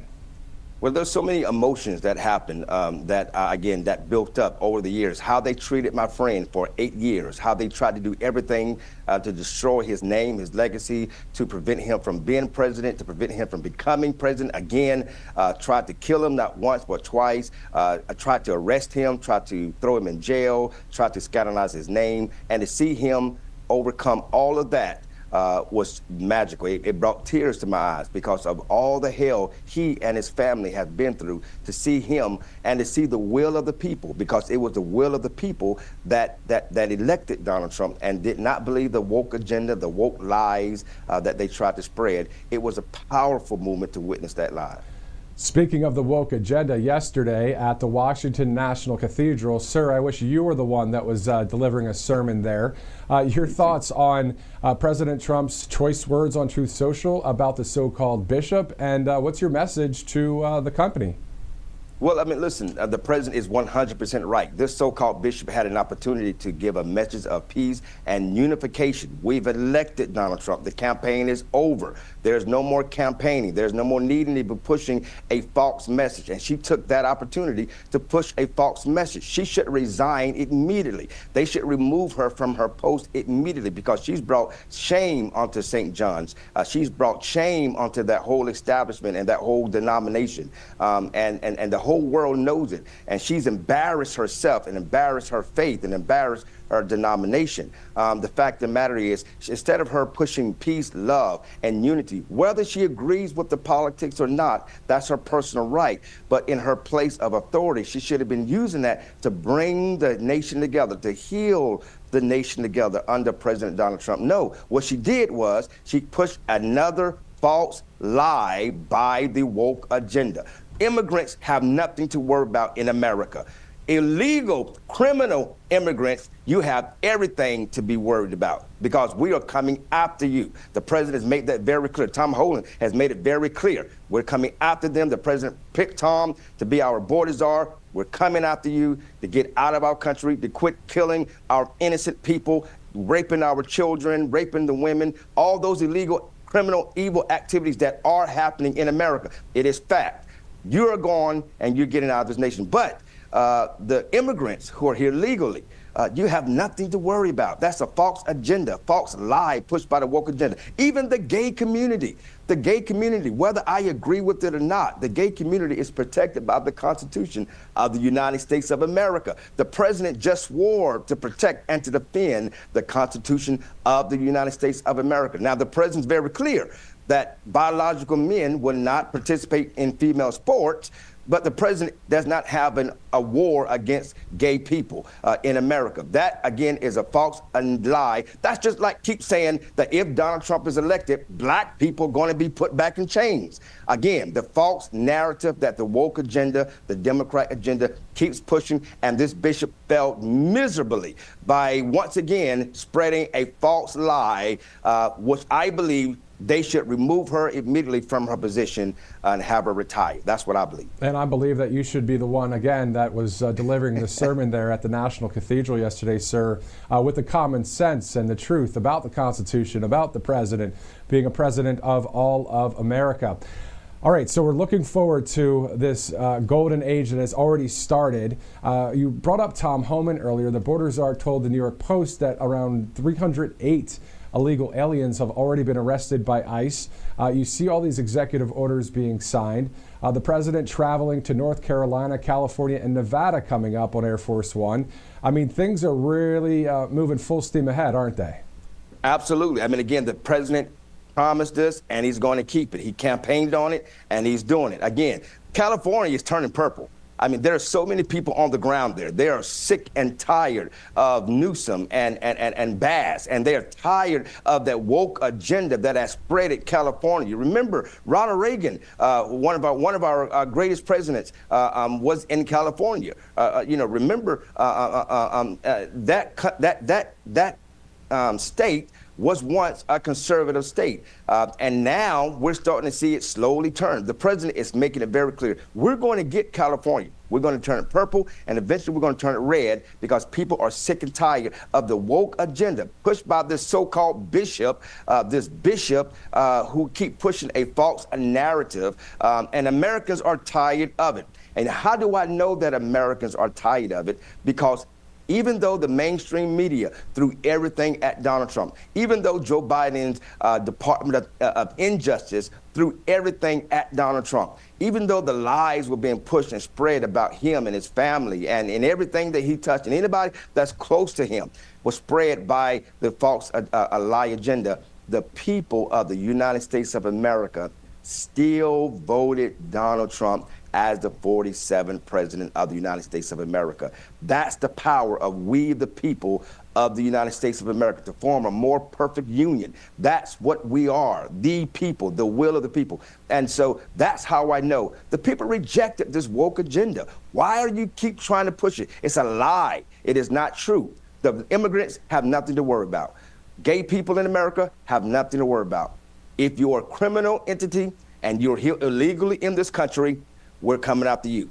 And then, of course, obviously, those that are here illegally, whether you're a criminal or not, we got to get you on we got to find out who you are, where you're from, and we got to make sure that if you want to stay here, that you go through the process legally, that you go through the process like so many great immigrants that are here in this nation. They went through here legally, and then they're serving as a great citizens, or not citizens, but great exemplars of people who are contributing to our country and our economy. 100%. Pastor Mark Burns, a friend of President Trump, and doing the media rounds today, talking about that debacle of a service the other day. But, at the end of the day, again, you should have been the one delivering that sermon there, Pastor Mark Burns. Thank you again for joining us here on Right Side. We look forward to talking to you again. Thank you so much, Matthew. All right, so Pastor Mark Burns there sharing his thoughts about the service on Monday, but also, of course, talking about that woke agenda that we've seen try to be shoved down our throats. But it was a great point that he made there about the fact that we, the people, still voted for Trump, even though the mainstream media was trying to sell the woke agenda lie. Well, we, the people, don't watch the mainstream media, and if they do, it's just a check-in to see how off-putting and how much of a false narrative that they're sharing over there. At the end of the day, we want common sense. We want common sense government. We want common sense reporting. And that's what we are having here in this nation, as this is January 22nd, 2025. President Trump signing upwards of 42 executive orders in less than 3 days of being in the office. So we'll be monitoring all of that here at Right Side Broadcasting Network. This is RSBN Live. I'm Matthew Alvarez. Robert McNeely on his way to the studio here tomorrow, as long as the roads are passable here in the South and the flights are all on time and all that. So looking forward to that coverage as well. All right, let's thank some of our sponsors and end this broadcast for today. Again, if there's any kind of breaking news that happens, if there's any press availabilities at the White House, we'll bring you that live right here on RSBN Live. But also, you can follow us on Truth Social and on X. Stay plugged in with us, especially on Rumble, as we bring you America First News in real time. Colonial Metals Group. Colonial Metals Group, a great sponsor, as you see on the right side of your screen there. If you go to freegoldguide.com/RSBN, you get more information on gold and also how your IRA or 401k can be backed by gold. It's a great company there. We're actually going to be doing an interview with one of the folks, one of the staff over at the Colonial Metals Group here today. The interview will be airing this week. So just to hear more details about this great company. So again, all you have to do is go to freegoldguide.com/RSBN to get that free gold guide. Moving on to our next sponsor here at Right Side, you see at tnusa.com.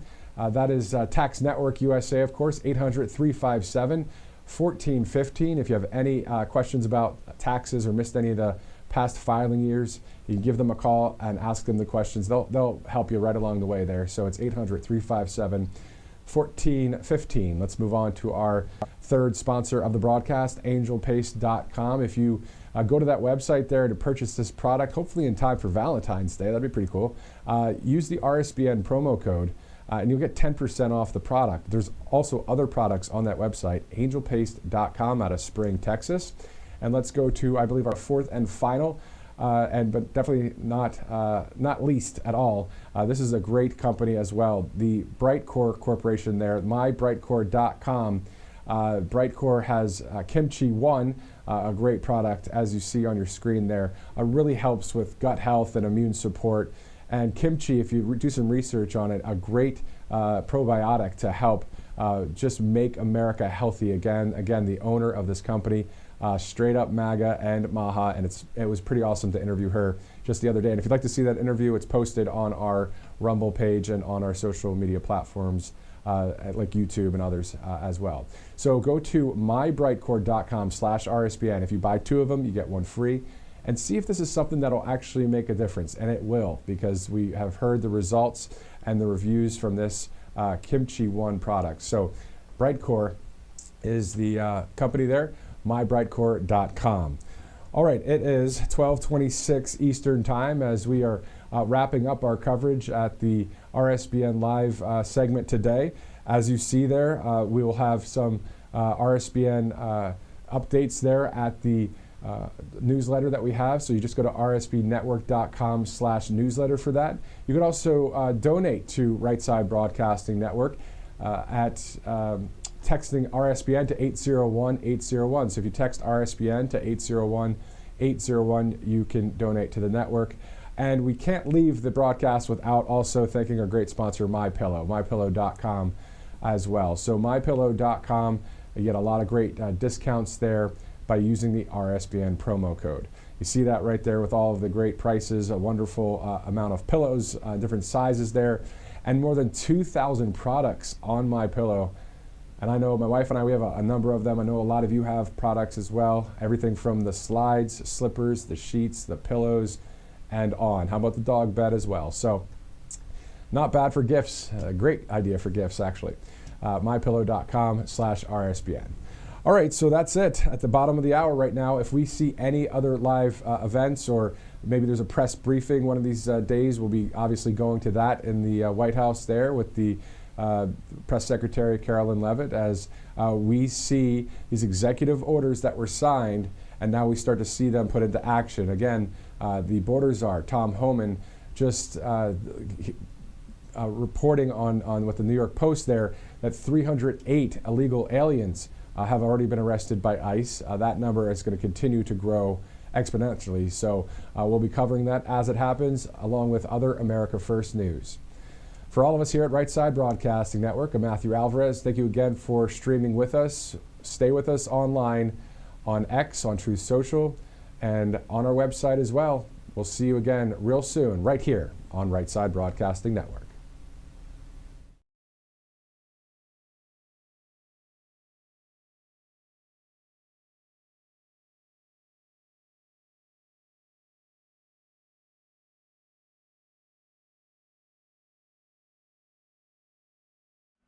Hey y'all, it's Silk from the Diamond and Silk Chit Chat Live Show. Look, don't forget to check me out right here on RSBN Network. Be sure to watch the show on Right Side Broadcasting Network, and I want you to support Right Side Broadcasting Network. Yes, it's imperative that you do so, okay? I look to see y'all soon. Bye-bye. A large retail store just canceled a huge order, leaving us with a ton of extra MyPillows. But you know what? That's their loss. I'm going to make it your gain. For the first time ever, you get standard classic MyPillows for wholesale prices, only $14.88. I can't believe I'm even saying that. Only $14.88. But it gets even better. For a limited time, I'm going to offer my entire classic collection at wholesale prices. Upgrade to a queen-size MyPillow for just $18.88. King size only $1 more. Get my body pillows for $29.88 and multi-use MyPillows for only $9.88. So go to MyPillow.com or call the number on the screen. Use your promo code to take advantage of wholesale pricing for the first time ever on TV, including my standard size MyPillow, only $14.88. They've never been offered this low before. We have limited quantities at this price, so limit's going to be 10, and once they're gone, they're gone.